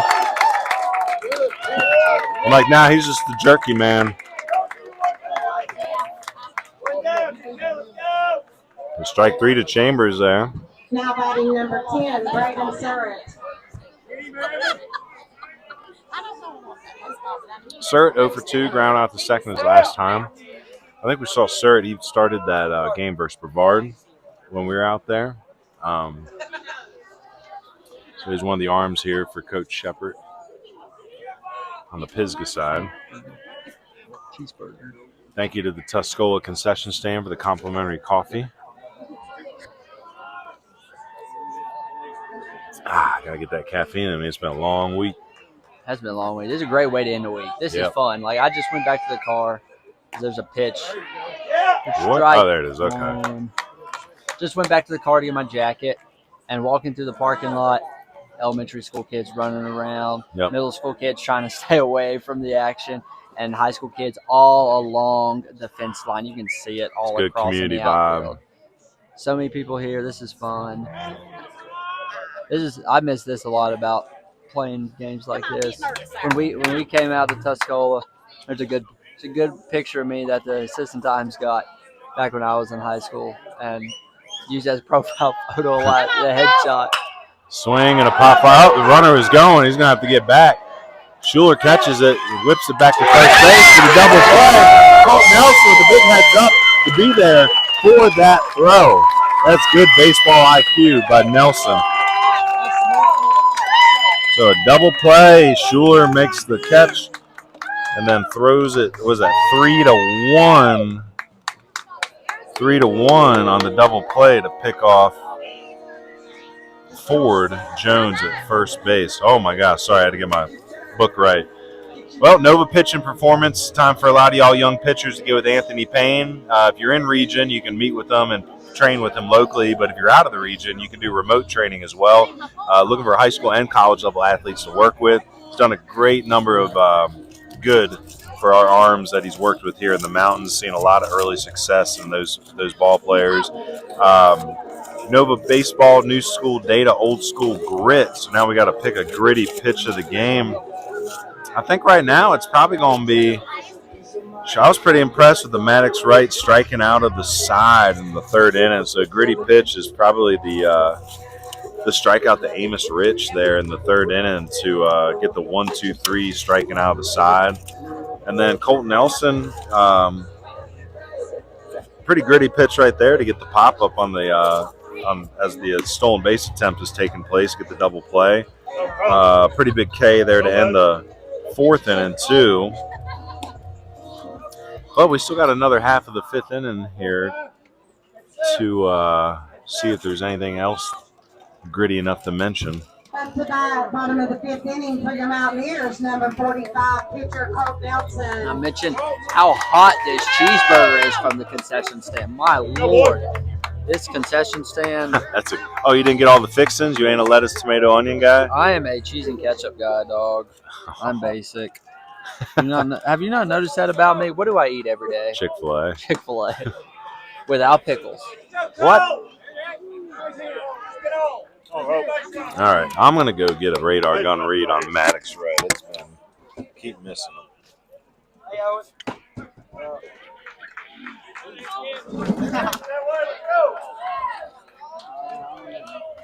I'm going to chew on this burger and shout out the Tuscola concession stand once again because that was a great bite. Swings ball right back in front of me. And he gets through it, drop third strike for Colt Nelson. Go right here, big. So he gets a K, but does not get the runner out. Let's go! Ball bounced right in front of us to the left of the halo down here. Williams up for the Mountaineers.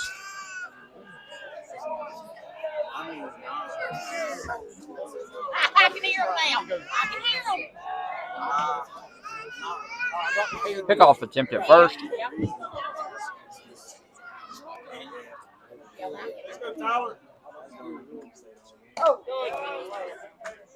Colt trying to get off there. Definitely trying to get the extra base hit, get another insurance run.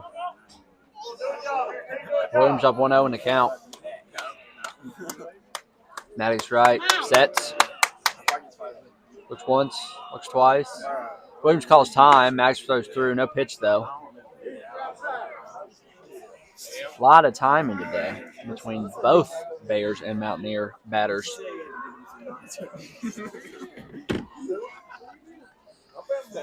Williams steps in.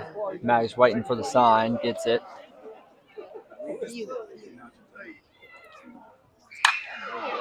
Ball driven down the left field line. Past third base. Cole Nelson rounds second and is in at third standing up. Tyler Williams with a double for the Mountaineers to get the 2 runners into scoring position with no outs here in the bottom of the 5th.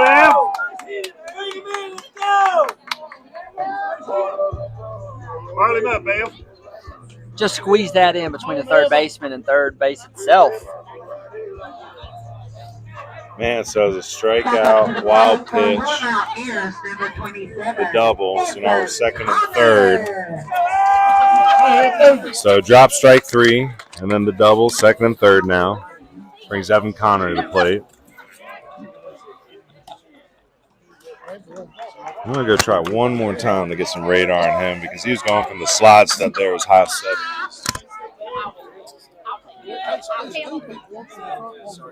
Connor down 1-0 in the count. 0-1 in the count, excuse me. Works back 1-1. That is right.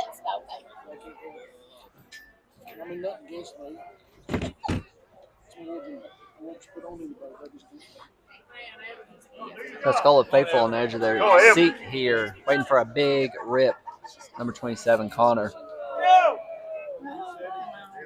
And here's the pitch from right. Ball driven deep in the left field. Gets down. Cole Nelson scores. Tyler Williams is on his tail. Connor's going to third. And he gets in standing up. That's a stand-up triple for Evan Connor. Gives Tuscola 2 more runs to go up 6-1. Come on.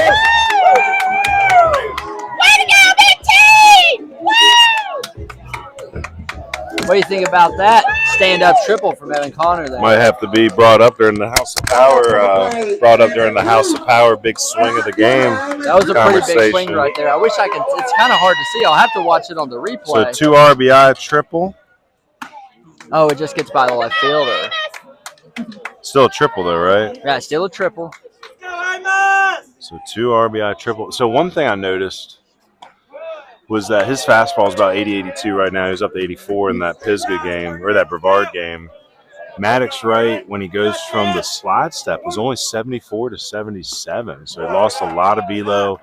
And again, you're going to lose a little, but you want to engage your hip and really make sure you're cranking that hip and driving when you're slide stepping. But it lost a little bit of velo there in that. Let's see if it's deep enough for Connor to tag. It's hanging up. Oh, it's dropped in center field. So that's going to be a E8. E8. And that's going to allow Connor to come in and score.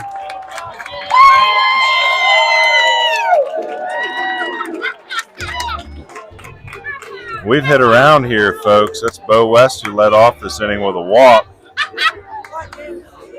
Well, good time in Mound Vision to talk about our broadcast sponsor, CamWood Bats, located in Haywood County, but serving baseball and softball players across the nation.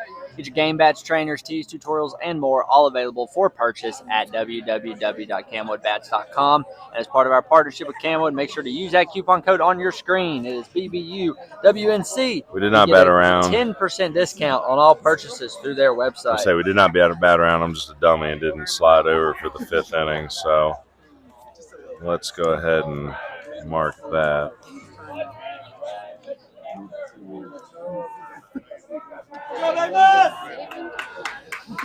All right, so Nelson leads off with a strike 3, drop third strike, gets the first. Tyler Williams with the double, makes it second and third. Evan Connor clears it with the triple, and then Amos Rich. And Rich will be credited with an RBI because it is a sac fly situation. So RBI for Rich, even though it's an E8 on the drop. That has Bo West up now. Bo is he's 0 for 1 with a walk and a run scored.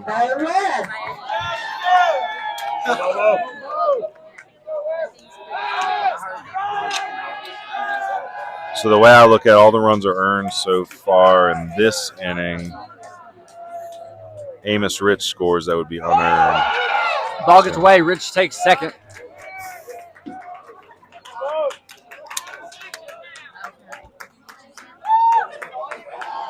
So 7-1 here in the 5th.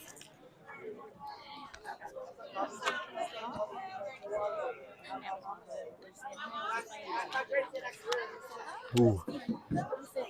It's a Yep. good cheeseburger. Things can get away from you pretty quickly in high school baseball.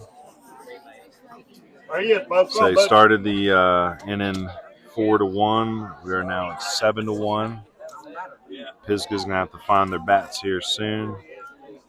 But first, they got to get out of this inning.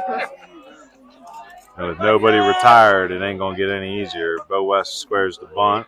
Oh, he's going to call the high strike.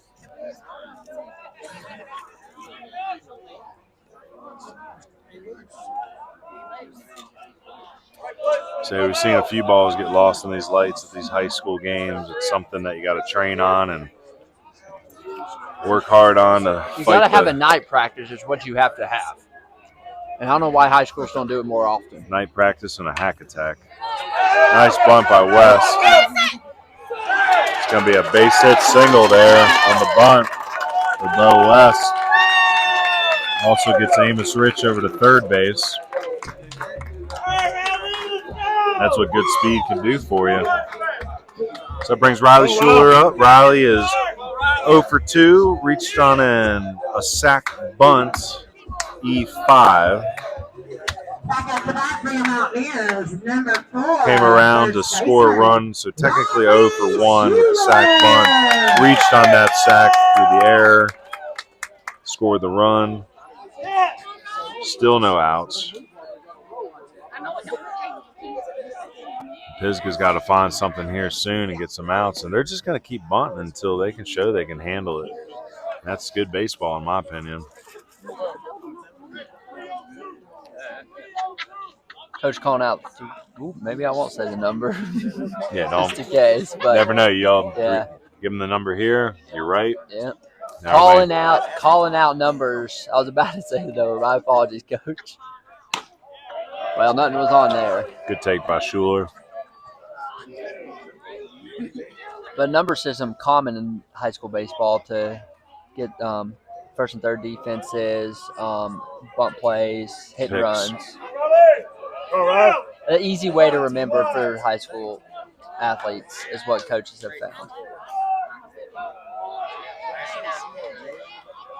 Runner goes. Swings through it.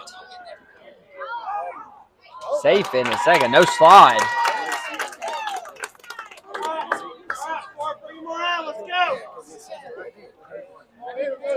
So nobody out. There they are.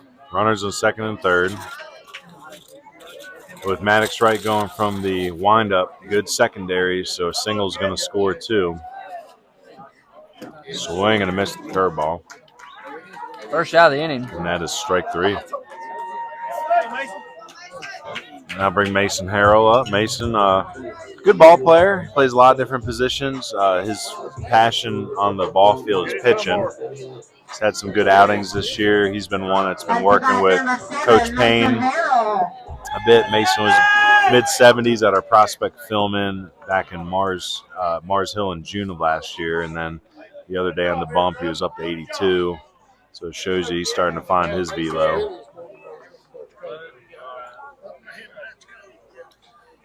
So some more numbers being shouted out here. Second and third, going from the windup. I wouldn't be opposed to a safety squeeze or something of that ilk. Everything good? Yeah, I'm just checking out viewer counts and whatnot. We got an update on the bounce is a good block by Carver. The TC game winning 10-0. Micah Simpson threw a no. Well, that's Micah Simpson for you. That's why he's going to Western. Mike is a great human, good ball player, lefty. He's playing Legion. Nah, I mean, let's go. If Micah Simpson can play Legion, then all you young men out there can come try out for Legion. So back-to-back strikeouts by Wright. Wright says, you know what? I got to knuckle up here and figure out how to get out of this inning. Back-to-back Ks. He's got Ian Omsler coming up. Omsler 0 for 1, was hit by a pitch, scored a run in the second.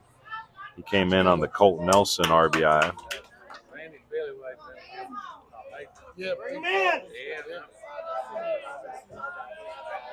So Colt Nelson making another good case for CamWood Bat Player of the Game. He won the honor down at the South Point game when he came in to close out that game. And he's like, give me the ball. Yeah. I'm finishing this game. Yo, We've been here for way too long. You should have seen that 5th inning at that South Point game. Everyone forgot how to throw a strike. Nelson says, I'll finish this dang thing. Had a big double in the game, too. Had some good plays at shortstop. Tonight, doing great on the mound. 1 for 2 at the plate. 2 runs scored. 2 stolen bases. Got the RBI. Let's see if Maddox Wright can finish this off here. I'll tell you, those are not the strongest secondary leads for a pitcher that's going through the windup. I'd like to see West and Rich getting much bigger leads here. Runner's not going because there's no force at first, even though full count 2 outs. Now, granted, if it gets to the backstop, my grandmother could score. But if there's a dirt ball, just bounces away. You saw how Colt Nelson scored that run early. You got to be ready on your toes. I'd like to see these boys get down on that secondary lead a little bit better. So Amsler heads down to first, and now we got bases loaded here. Ducks on the pond. Amsler on first, West on second, Rich on third.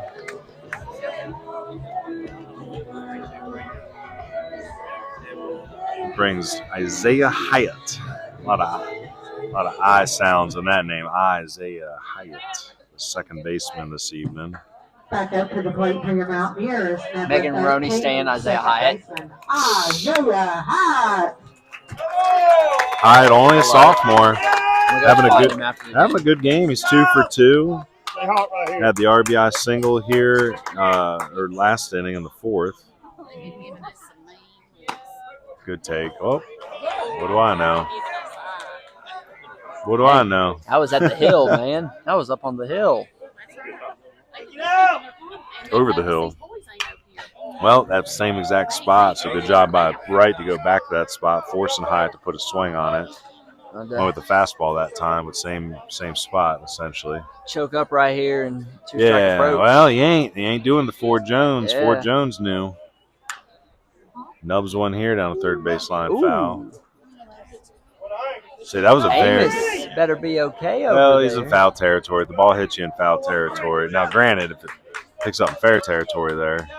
He was close to it though. Yeah. He was getting back in fair.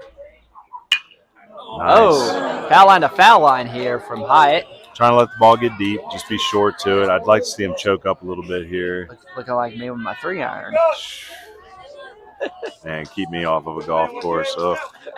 I haven't picked up a golf club since last August. It's a fun time, but my golly, I'm so bad at golf. I need to swing only irons. If I swing woods, it's just slicing 45 degrees. Too much of a baseball swing. You can grow out of it, trust me. Good take. Tried to go back to the top of the zone there, but just a bit up, a bit outside maybe. I'd like to see Hyatt come through here. That's all right, young man. You've done your work tonight, 2 for 3, but good job by Wright to finish that inning. So technically strikes out the side again, but a tough inning there for Pisgah. They're going to have to find their bats here as we go into the bottom of the. I want to thank our travel sponsor, Hickory Nut Gap. Top 6. Believing in strong communities start with strong connections on the farm and at the dinner table and on the field. That's why we're proud to support local high school athletics, fueling young athletes with real nourishing food and investing in the next generation. Join us in building community through agriculture. Sign up for our CSA and visit the farm in Fairview or find Hickory Nut Gap meats at your favorite local retailer. Learn more at hickorynutgap.com. I want to thank our away team sponsor, BH Granning Landscapes. Tonight's away team is proudly sponsored by BH Granning Landscapes Incorporated, your trusted name in professional landscaping, with offices in Cashers, Silva, and right here in Canton. With deep roots in West North Carolina, BH Granning Canton team is proud to support Pisgah High School and the local community. Whether it's lawn care, hardscaping, or complete landscape design, they bring beauty and precision to every project. Learn more at bhglandscapes.com. Go Bears! Head to the top of the 6, brought to you by House of Power. Sheldon Reed over at House of Power. Know him very well. He's getting his start after playing at Clemson and SMC, and then former professional ranks as well in the Cubs and Cardinals. Twins? Twins, maybe? We'll have to ask him. Put that in our notes more often. But, yeah, House of Power located in Mills River, doing great work over there. Get your one-on-one lessons. Get strength and conditioning programs to develop explosive power. He has facility memberships and cage rentals. So get out to there in Mills River. Thank you to House of Power for being our 16th sponsor. Well, we had a little bit of a pitcher's duel for a minute, but the Tuscola Mountaineers just started chipping away pretty hard during that fourth inning and continued it on into the fifth where they scored another 3. Number 197304. That's pretty cool. They're doing, I guess, is that they doing the old, what do they call it, 50-50 maybe? 50-50 raffle here, man. So you can do that when you get these many fans here. Number 15, Carson Allison. The pot gets big at these games, especially football games. Football games here draw 10 to 15,000 people. Oh, my Lord. Imagine that. Well, I'll tell you, if they can drop them 50-50 tickets out here, they can drop a tip or a Patreon crowdfunding attempt here. So we'll see. We're going to work on a couple ideas to push that. But, again, the feedback's been great from our fans. But if you want to support it, again, we're trying to start a crowdfund element. I think that experiment can help us bring in better tech quicker, maybe find some extra help. And, of course, just continue to grow the product, and grow the service here and make sure our boys aren't getting missed on the college recruiting side of things. Carson Allison, enjoyed working with him in his college recruiting pursuit. Had some good options on the table. Decided to be a Bluefield State Bulldog. Or no, what's their mascot? Terriers? Terriers, something like that. I think I think it's a terrier. Let's Blue look. Terriers? I have no idea. I know it's a dog. Can't keep up with all the faces, but I think that'd be a good spot. The Big Blue, okay. And Great Dane. Great Dane.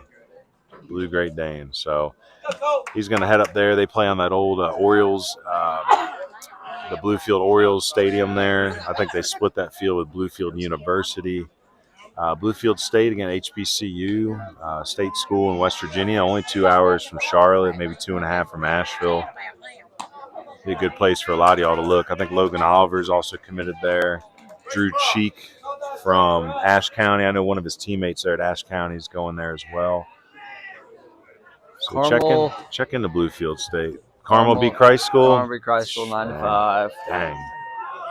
Yeah, Christ School still struggling a little bit. Very talented team, but a lot of close losses this year. What's that? Go back up to that Robbinsville Murphy. Murphy 9-4. Robbinsville 9-4.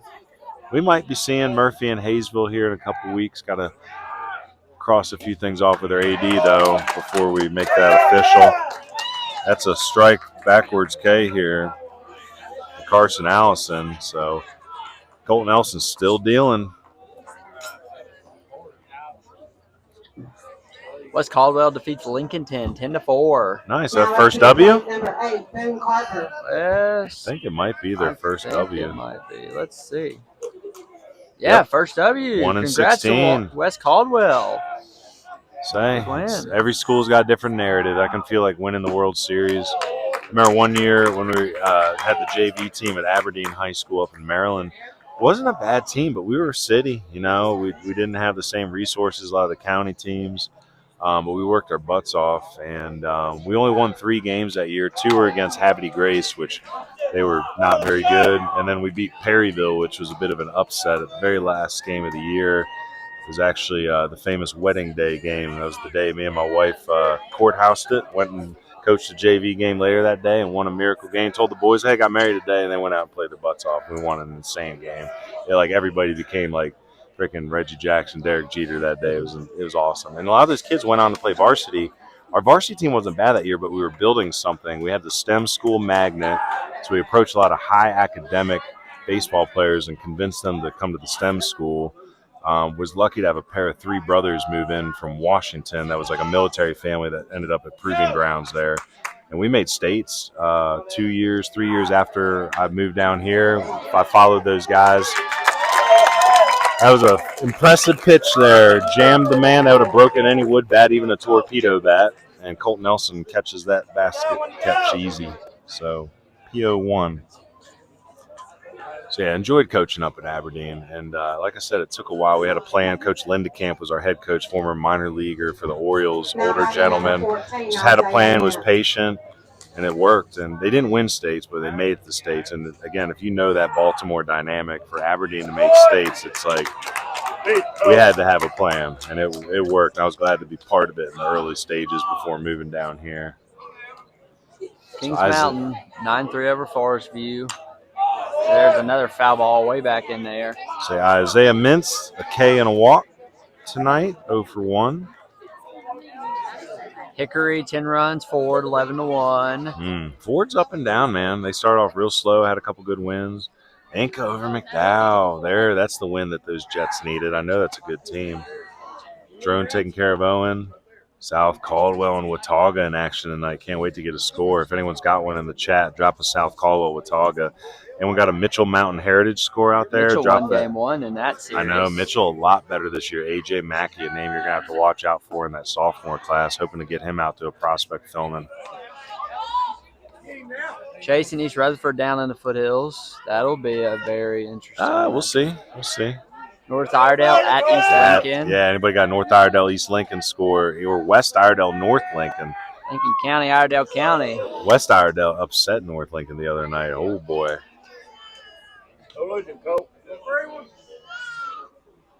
East Burke playing who up there? Bunker Hill. Yep. So East Burke's been better this year. West Lincoln, Newton Conover. West Lincoln is better than their record. They're strong. Was looking at they're playing Cherryville on Monday, but with Gaston Christian. There's a ground. Man, what an inning for Colt Nelson. A K, a pop up to a sawed-off pop up to the pitcher, and then a ground ball back to the pitcher. Attaboy, Colt 45. Well, 6 inning sponsor. Again, thank you to House of Power, Sheldon Reed over there in Mills River. One-on-one lessons, hitting, pitching, and catching, strength and conditioning programs, facility memberships, and cage rentals. Conveniently located off of Haywood Road and Mills River. Give them a look. HOP. That's House of Power. HOPHendersonville.com. And remember to use that coupon code BBUWNC for a 25% discount. 25% discount on your first lesson with House of Power. Well, big swing of the game. Probably I'm going to go with the Evan Connor triple. That really broke it open. Cleared the bases. Been a couple decent swings. Isaiah Hyde having a good game, but if you're looking for a big swing, we're going to go with the triple from Evan Connor. So the day's done for Maddox Wright. Looks like Owen Rigsby in the pitch. It's going to be, Let me see it, Dada. I think, top of the lineup here. Colt Nelson will lead off, followed by Williams and Connor. Let's do a final line on Wright. There's 5 innings, gives up 2, 3, 4, 5, 6 hits, collects 1, 2, 3, 4, 5, 6, 7, 8, 9 Ks for the young man. Walks 1.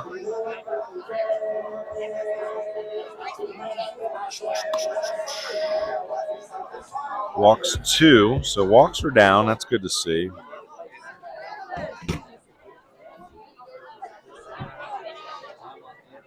Well, it's funny how now this is where I struggle with the earned runs, though, because, again, there's one that scored on a pass ball. This one was earned. Man, the 4th inning.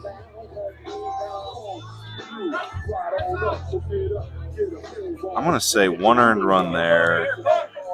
Back up to the plate for your Mountaineers. Number 2. 45, pitcher, Colt Nelson. I think 3 of those runs are unearned of the 7, so maybe 4 earned runs. I'm going to have to get a look at somebody's game changer. I'll circle that to look at later. Funny how this works. Colt records all 3 outs in the top of 6 and leads off the bottom of the 6. Baseball is just awesome like that. He's working on a 1 for 2 evening. Walked, hit the RBI single, then struck out, but reached first on the drop third strike. So scored 2 runs, 2 stolen bases as the RBI. Pitching really well. Dirty uniform, always playing hard. Nice back door there by Rigsby. So good job by Wright. Wright was about 80 to 83 tonight on the radar gun. When he went from the slide step, he was down to 74 to 77. That's something he's going to have to work on, get that hip engaged a little bit. Big swing. Colt was trying to bring down the Starlink satellites on that one. I love to see him get into one. He's got a pretty swing, man. I've seen his biggest thing is sometimes he can get a little Yankee on the off speed and pop up the left field, but when he's timed up, he can hit a ball a mile. Big thing for him is staying on top of the baseball. He's got such a sweet natural loft in the swing, but you can still keep your hands above the baseball. It's key for him, especially middle left. Perfect count to do it here, 3-1. So you should look left center field here. Oh, he's going to. That's a good hit. They say It's a pull very that. good drive. Ball was middle in, pulled the barrel in, rips it through the 3-5 hole. So good night here for Colt Nelson. Good piece of hitting from the starting pitcher. Yeah, he's working on that second CamWood Bats Player of the Game award. Big inning right here. And put him up like that. What's that? He can put him up like that. I wonder if he's got it here. He can hold 2 of them up in the photo. Nah, he ain't. He's probably in his room somewhere.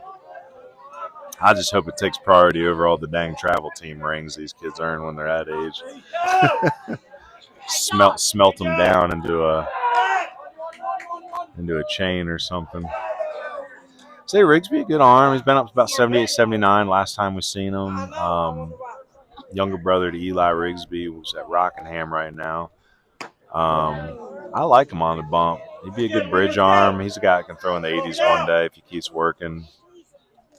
But, it's up to him if he wants to try to pursue it. So Tyler Williams taking a look at his code book, see if anything's on here. Perhaps another bunt. Yep. Let's take the easy one. Loses a shoe, but doesn't lose the ball. Loses a shoe, gains an out. So sack bunt by Tyler Williams, 1-3. Smart baseball by Tuscola. Just trying to push an insurance run ahead, up by 6. That's going to bring Evan Connor back up. Evan 1 for 3. Had the K in the first, the K in the third, and he said, "Nuh-uh, I want to run them all this time." Hit the bases clear and triple, 2 RBIs in the 5th inning. So now up here in the 6th, 1 for 3. Evan, one of the catchers who loves to run for himself, always a stolen base threat, good smart base runner. They'll pull him to get a courtesy runner in there if it's convenient. A lot of times if it's an aggressive play, they're going to keep him in there to run the bases. Just a gamer, always smiling, good human. Good group of kids that's coming through here in this senior group. They live in that Sherrill Center over there. It's good baseball culture.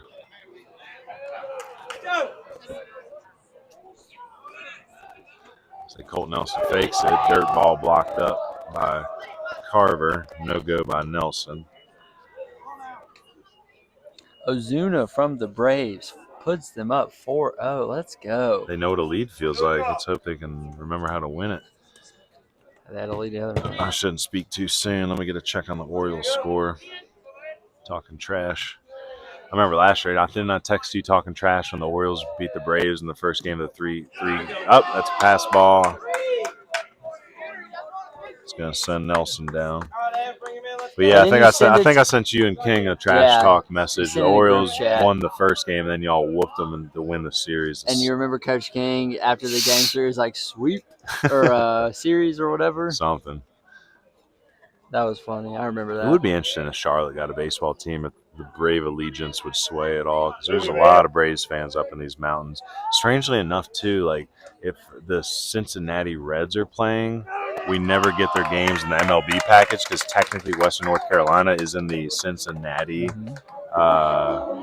viewership range, I guess. Yeah, I have DirecTV, and it's on FanDuel Sport Network South and Southeast. We get blacked out when we do blacked out to watch that. Now, back in the day, Orioles used to be syndicated in North Carolina. They are. I think they still are. It's interesting. It's probably more off the 95 corridor. Yeah. Again, before the Nats came along, the Orioles had fandom all the way up into Pennsylvania, West Virginia, definitely Maryland, Delaware. Runner goes. Search through. Carver's going to throw through. Oh! Cut it. I don't know. I think he had that base stolen. It's going to be close. Don't matter. Stolen base for Connor. Amos Rich up here. Amos is... Now, again, this might be a quick Google search, but is Amos Rich 1 for 2 or 1 for 3 when you hit a sac fly potentially that's dropped? Does it count? Like, what does that do to your batting average? I want to say it actually counts as an offer when it's dropped, but you still get the RBI. Well, it's still a sac, right? Isn't it considered a sac even though it's dropped? It's a sac fly, but you're safe. Because a sac fly does not count against your batting average. Let's ask. That's Grok. Grok or Google? Any of it. I don't trust any of it. If it's recorded as a sacrifice hit. On a sac fly that's dropped by the outfielder, does it count against the batting average? Question mark. No, a drop sacrifice fly does not count against, it's not considered an at-bat. So, yes, Amos is awarded a sac fly on that. So, Amos Rich technically 1 for 2 with a single and a sac fly RBI. Amos can hit a ball, man. He hit some home runs during the playoff run. Very good athlete. Threw out the runner at second base there for the outfield assist earlier on the Carver single. Tried to stretch it to a double. There's a strike. So he's been calling that. Yeah, the Baltimore-Washington takes up half of North Carolina. Wait. Let's go down South Carolina? It goes down all the way to, I think, Cleveland County or Gaston County. But not up in the Not up here. Interesting. It's crazy how the blackout restrictions are. That's the one thing. Oh, runner's coming in. Oh, it's going to be a wild pitch. One scores. That's Nelson. Tyler Williams. Excuse me. That's pinch runner for Connor out there now. So who's our courtesy runner there? Number 6. That is Jack Duckett, the courtesy runner for Connor. Now, did Connor steal second and then they put in Duckett? Yes. Okay. Gotcha. Amos Rich that was ball 4. So first and third situation coming up, 8-1 right now. So that's technically an unearned run there. You want to tell about the recruiting advising program that we offer here? Yeah, I was going to say thanks to the friends at Tuscola for giving us this ad space tonight. So again, we do recruiting advising. It's been very successful. I've worked with a number of these players out here perpetually through the entire cycle. This is for families that really have no clue what they're doing and they just want to cut through the fat and get to the point.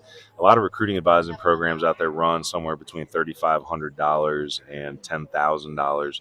I don't believe that's the great price point. So ours is not nearly that cost. We're running a special right now until May 1st. Our recruiting advising is $995.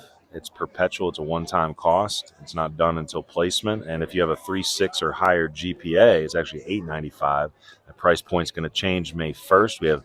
We try to work with 30 players in each recruiting class. We technically right now we have 20 kids in the 26 class, so 10 spots left in the 26 group, 5 in the 27, so 25 spots left in that group. We just started opening that up not too long ago.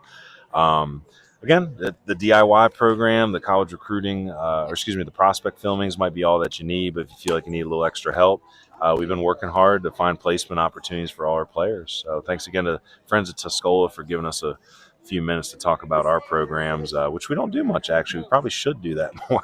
Yeah. But yeah, prospect filmings and recruiting advising to go along with the broadcast. And hopefully one day the idea we're working on next is a state games for almost like a WNC state games. I thought this would be a good time to kind of highlight a vision we have with our logo. putting the school colors on our logos, Yep. and I put the Tuscola logo under it as well. We want to try to get these out of all the high school parks. Yep. So get coverage, get some eyes seen on this. So if you're at a school and we can work together to get a banner or some kind of signage put up at your park. Whether it's cash that needs to be donated, or if you want to trade services for us to come and do a workshop with your players, do recruiting meetings with your parents. We have lots of good ideas. I was talking to Watauga's assistant superintendent the other day about coming and working with Watauga High School and their complete athletics department. Just talking about some of the universal recruiting tips they can be doing to help their players. So again, thank you, Tuscola, friends at Tuscola tonight for big shout helping us out. And again, I love that idea with the school colors on each on each that was fun to make. windscreen. I made a Mountain 7 first. I'm going to try to get to all 10 conferences when I get time. I did a Mountain 7 first because that's the majority of the teams we're covering this week. So new pitcher in here is Chambers. Rigsby out after recording, I think, just the one out on the sacked bunt. Miss it. And as reeled in by Wester there at shortstop. So PO6, 2 outs now. Again, first and third still here for Tuscola, 2 down. Riley Schuler coming to the plate. Riley is 0 for 2 at the sack bunt, reached on the E5, so technically an 0 for 2. Struck out his last time up. Be a good spot for him to put an insurance run on the board.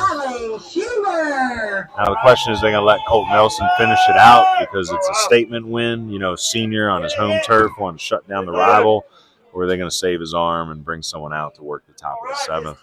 Well, I don't know if I see anybody down the bullpen. 3 games next week. Who they got? So Monday they travel to East Henderson. Wednesday they travel to TC, and Friday they host Smoky Mountain. So I'd probably, if you don't have to throw anyone else, then I'd save him for that TC game because I doubt he's going to be pitching against East. It's. I mean, East. You think they can probably handle it with their secondary pitchers. Smoky maybe even as well, but TC, I know who they're going to want on the mound that night. And that's Amos Rich. Yes. They're going to go in there and try to win that game.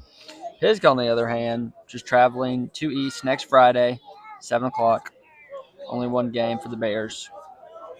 The schedules have all got wonky with some of the games canceled because of smoke from the fires in Polk County and South Carolina, affecting a lot of the Harrison County teams hosting these Haywood County teams last week. So West had to play their true home game at Pisgah, but they want to get it in and stay on schedule. So they were going to sacrifice a home field advantage there.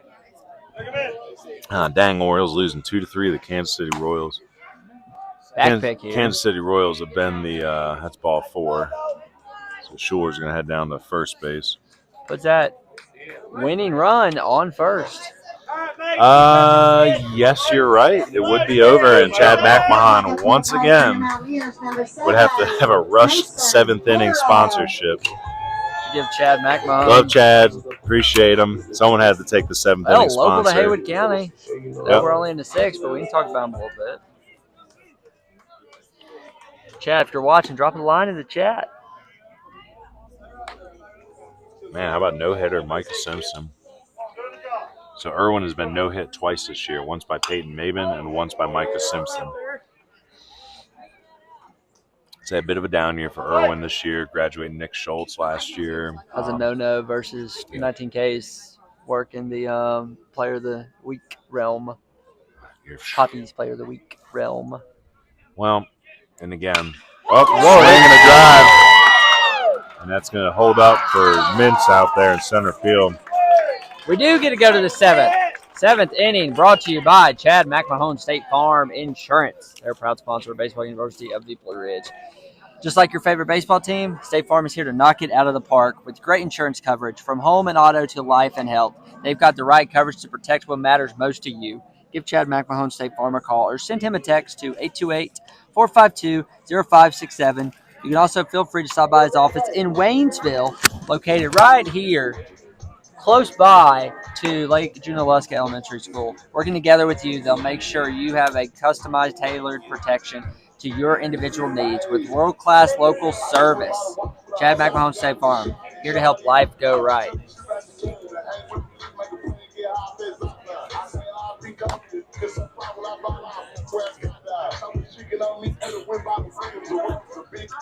Well, looks like we lost camera 2 out of the blue. That's interesting. Glad it's a 7th.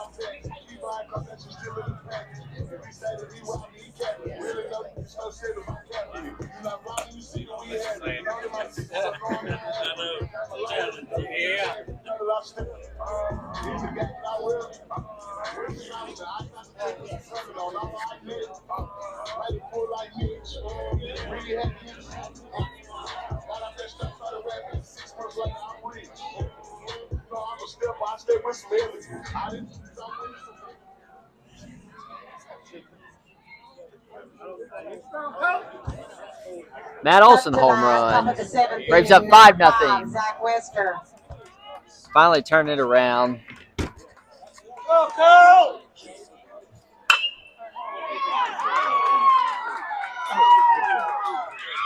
that 4 Jones again? Wait. No, it was Zach. Okay. Another skinny pitcher. So Zach Wester with the base hit single Now there. up to bat, number 4, Maddox. Lost camera Right. 2 for some reason. Just I don't now? know why. It just went out over there. So glad it's a 7th. Hopefully we don't need it. Yeah. Looking at the box score, that is Pisgah's first hit since the 3rd inning. Yeah, so Colt Nelson has been on a roll with 1, 2. Well, he's had 3 up and down innings, like 3 straight. He's had 2 or 1 or 1, 2, 3. 3 up and down, 1, 2, 3 up and down innings, 1 4-batter inning, and 2 5-batter innings. So pretty good work here by Colt Nelson tonight. So Maddox right up now. Yeah. Trying to extend this game if they can. They're going to need 7 runs to do it. And they already got one of those runs on, or one of those base potential runs on in Wester. So 6 more base runners they got to push across. So that camera went out completely over there? It just turned off, and I had no error on it. I was checking the battery throughout, so I don't know. We'll see how it goes. I'm curious. I might run over there. We'll see how this inning goes. Good pitch. Tried to bury it on them. Definitely fooled them, but they're going to say ball. Good pitch. It might have been a strike. It was a tough frame for Connor. Glove moved a little bit. Probably, sometimes that can influence the umpire.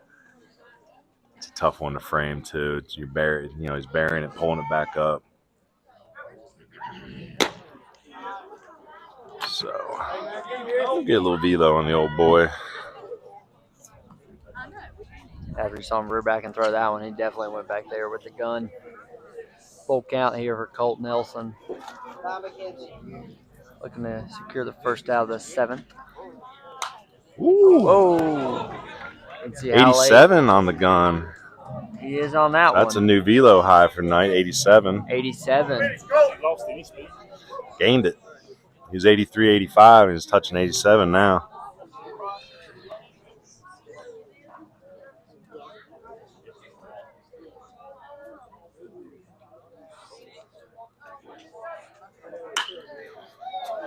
Ooh. Yeah, back. What's that? I have no idea. So 87 again. Good job, 87. Colt Nelson. Rear and back. So 83 to 87 tonight. Oh boy. Throwing harder as the game goes on. It was 83, 85 most of the game. Yeah, let me sneak over to that camera real quick. Yeah.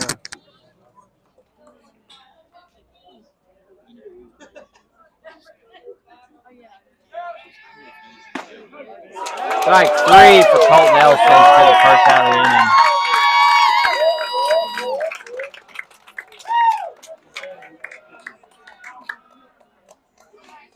That must be Colt's pitch count.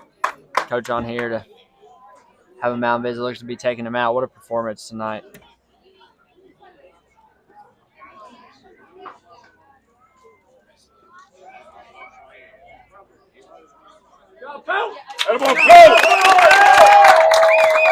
Big out for Cole. Let's see if we can get a line on him.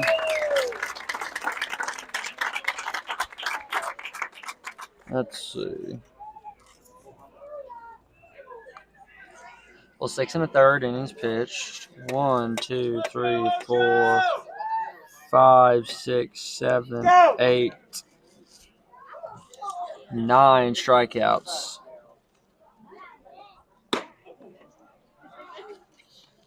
So, what is that? 6.1 innings pitched.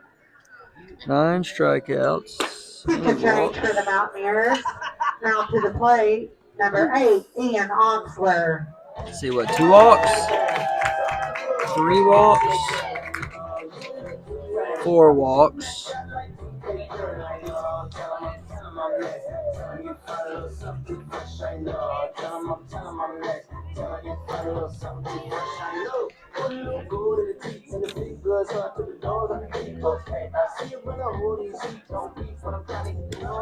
Hey, we got camera 2 back. Let's go.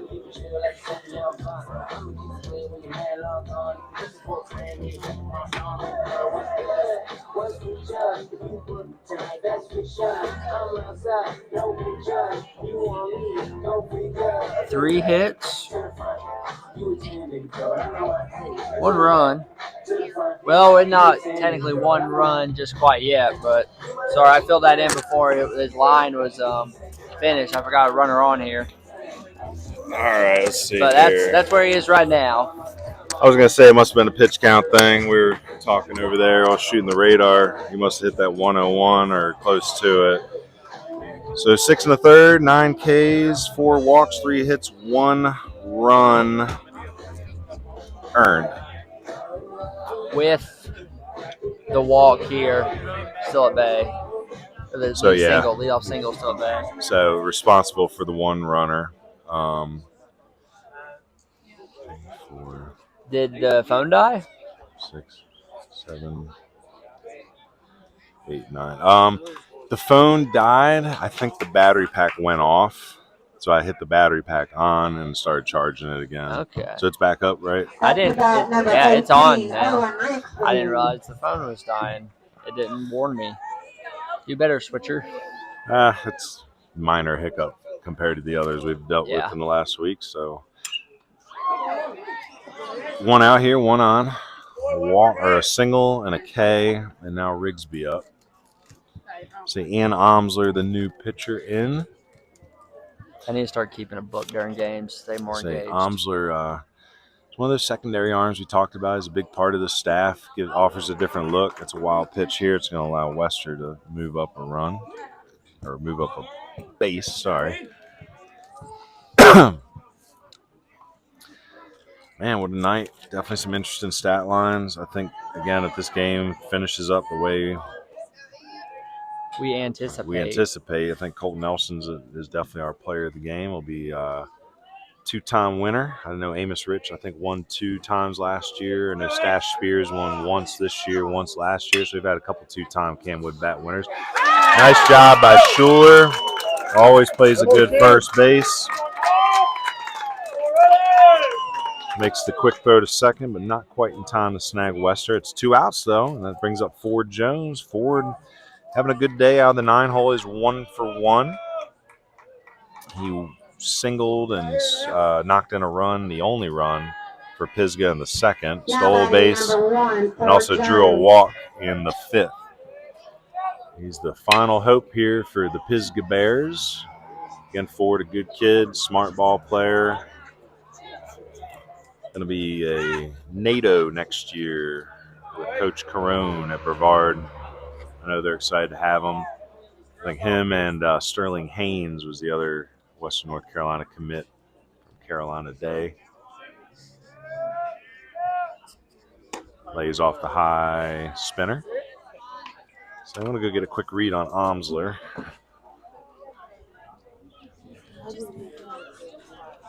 Yeah.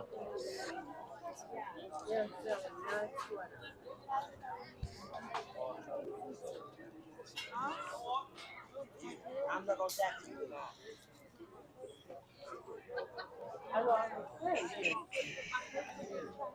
Omsler with the long look in for the pitch.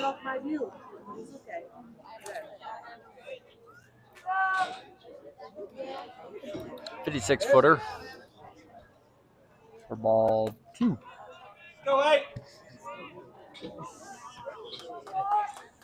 Trying to secure this last out. 21st out, hardest to get. Ball's coming back.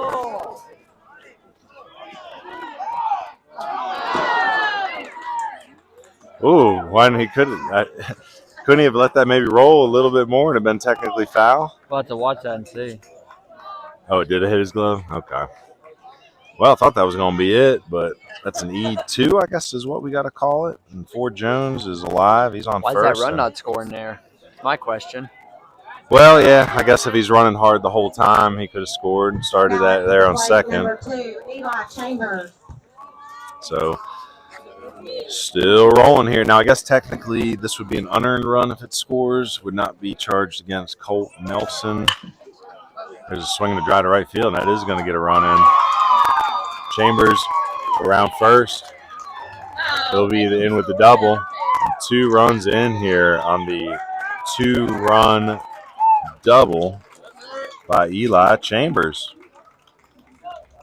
So still some life here. Western and Ford Jones in the score.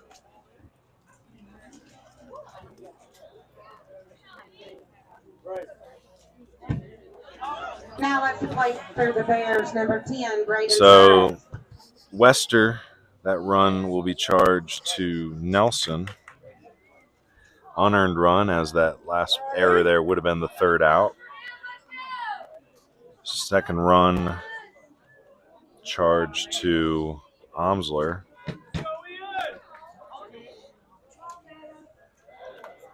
And we still got some more ball game. Might as well get another radar gun read. Like I said, 21st out, hardest to get. Especially when you got to come in and get out number 20 and 21. Swing through there for strike 1.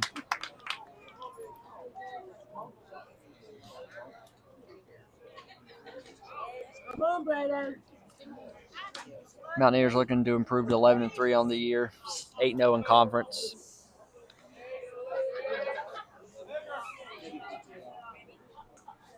If the results hold, the Pisgha Bears will fall to 7-6, 4-3 in the Mountain 7 3A.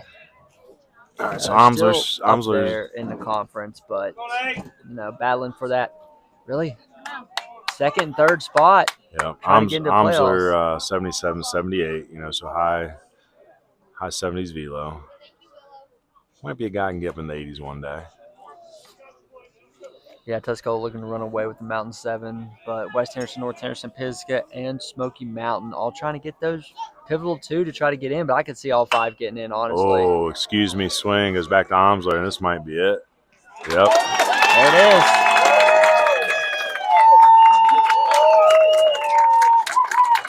Well, folks, that's your ball game. Final score, 8-3 out of Haywood County. We're going to go ahead and head into our Meineke post-game show. Before we do that, I want to thank, again, Chad McMahon, State Farm, for being our 17th sponsor. He gets his credit where credit is due. Appreciate him. Read about him at the top of the inning. Here's all his information again. Take a screenshot and go visit him over in Haywood County. Thank you, Chad McMahon, for being a 17th sponsor. But, yes, Ryan, you are correct. We are heading into the Meineke post-game show. Meineke is the pregame and postgame sponsor for Baseball University of the Blue Ridges, Western North Carolina Scout and Streaming Series. With numerous locations in the Western North Carolina region, there's no better spot to get your vehicle seen and serviced. Whether it's an oil change, brakes, mufflers, tires, and wheels, AC, you name it. Meineke is doing car care right in Western North Carolina. Thank you. Looks like Cole Nelson's getting a post-game interview. Yeah, he's going to be up there in Tuscola Radio, and then we'll grab him after that. We'll talk about that in a minute. But first, let's go through some of these box scores. Maddox Wright, 80 to 83. There's stuff. He's been up to 84 for us in the past. I went and checked the game changer. They had him at 7 earned runs. I thought it was 4.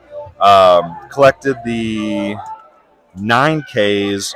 We'll get some highlights up on him because he can be a guy, definitely a good JUCO guy to look at.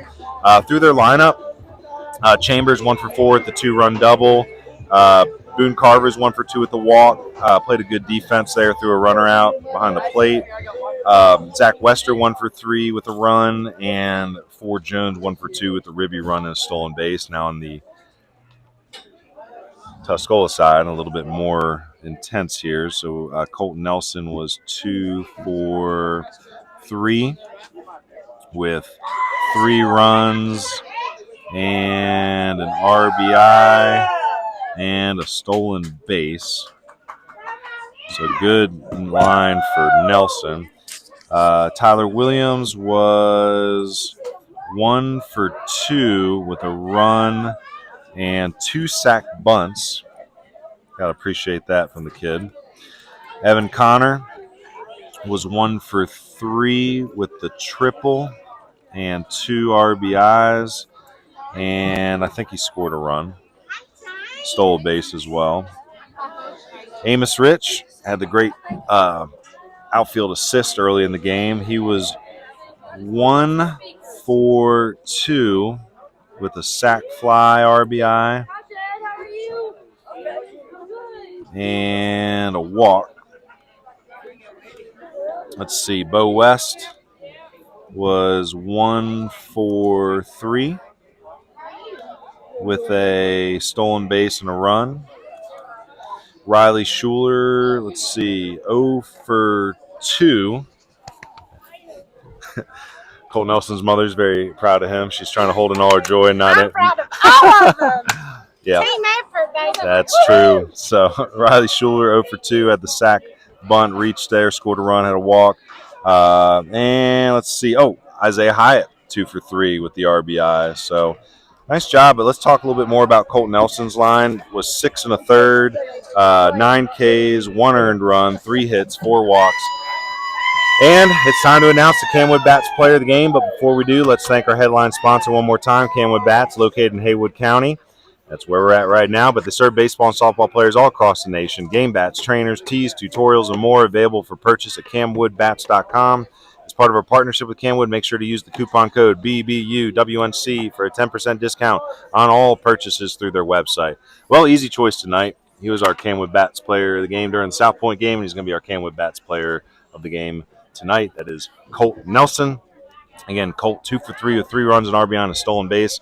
And 6 1/3 on the bump, striking out 9 on 3 hits and 1 earned run. So again, what a game. Thank you for tuning in. That's it for this week. So thanks to everybody for tuning in to this rendition of Baseball University's WNC Scout Streaming Series. Thank you again to Meineke, Bloom Patch Farms, Hail Tax Solutions, American Legion Post 70, Hauling Solutions and Grading, Nova Pitching Performance, House of Power, Chad McMahon State Farm Insurance, our travel sponsor today, Hickory Nut Gap, our home team sponsor, Friends of Tuscola, and our away team sponsor, Granning Landscaping. Thank you so much for tuning in. Catch our next broadcast, which I guess technically is Tuesday, April 8th, Polk County at Brevard. Tuesday, Polk County at Brevard, and then Friday we're at Matt Drone and Madison. Again, Monday's game, Gaston Christian ACA, was moved to Friday, so we've had to drop that one. We may try to pick one up. We'll let you know. But in the meantime, keep supporting Mountain Baseball. Thank you so much for supporting us. Just a reminder, we do have the Venmo tip button at the top for crowdfunding. It's top of the X.com website, or the Twitter account. And we do have the Patreon. Patreon.com/BBU University WNC. So again, if you like what we're doing, you want to see more of it, think about contributing through the crowdfunding. And if you're still listening, make sure you subscribe to the YouTube channel. Make sure you subscribe to us on X, Instagram, and Facebook. Thank you again. We'll see you next week. Congratulations to tonight's winners, Tuscola Mountaineers.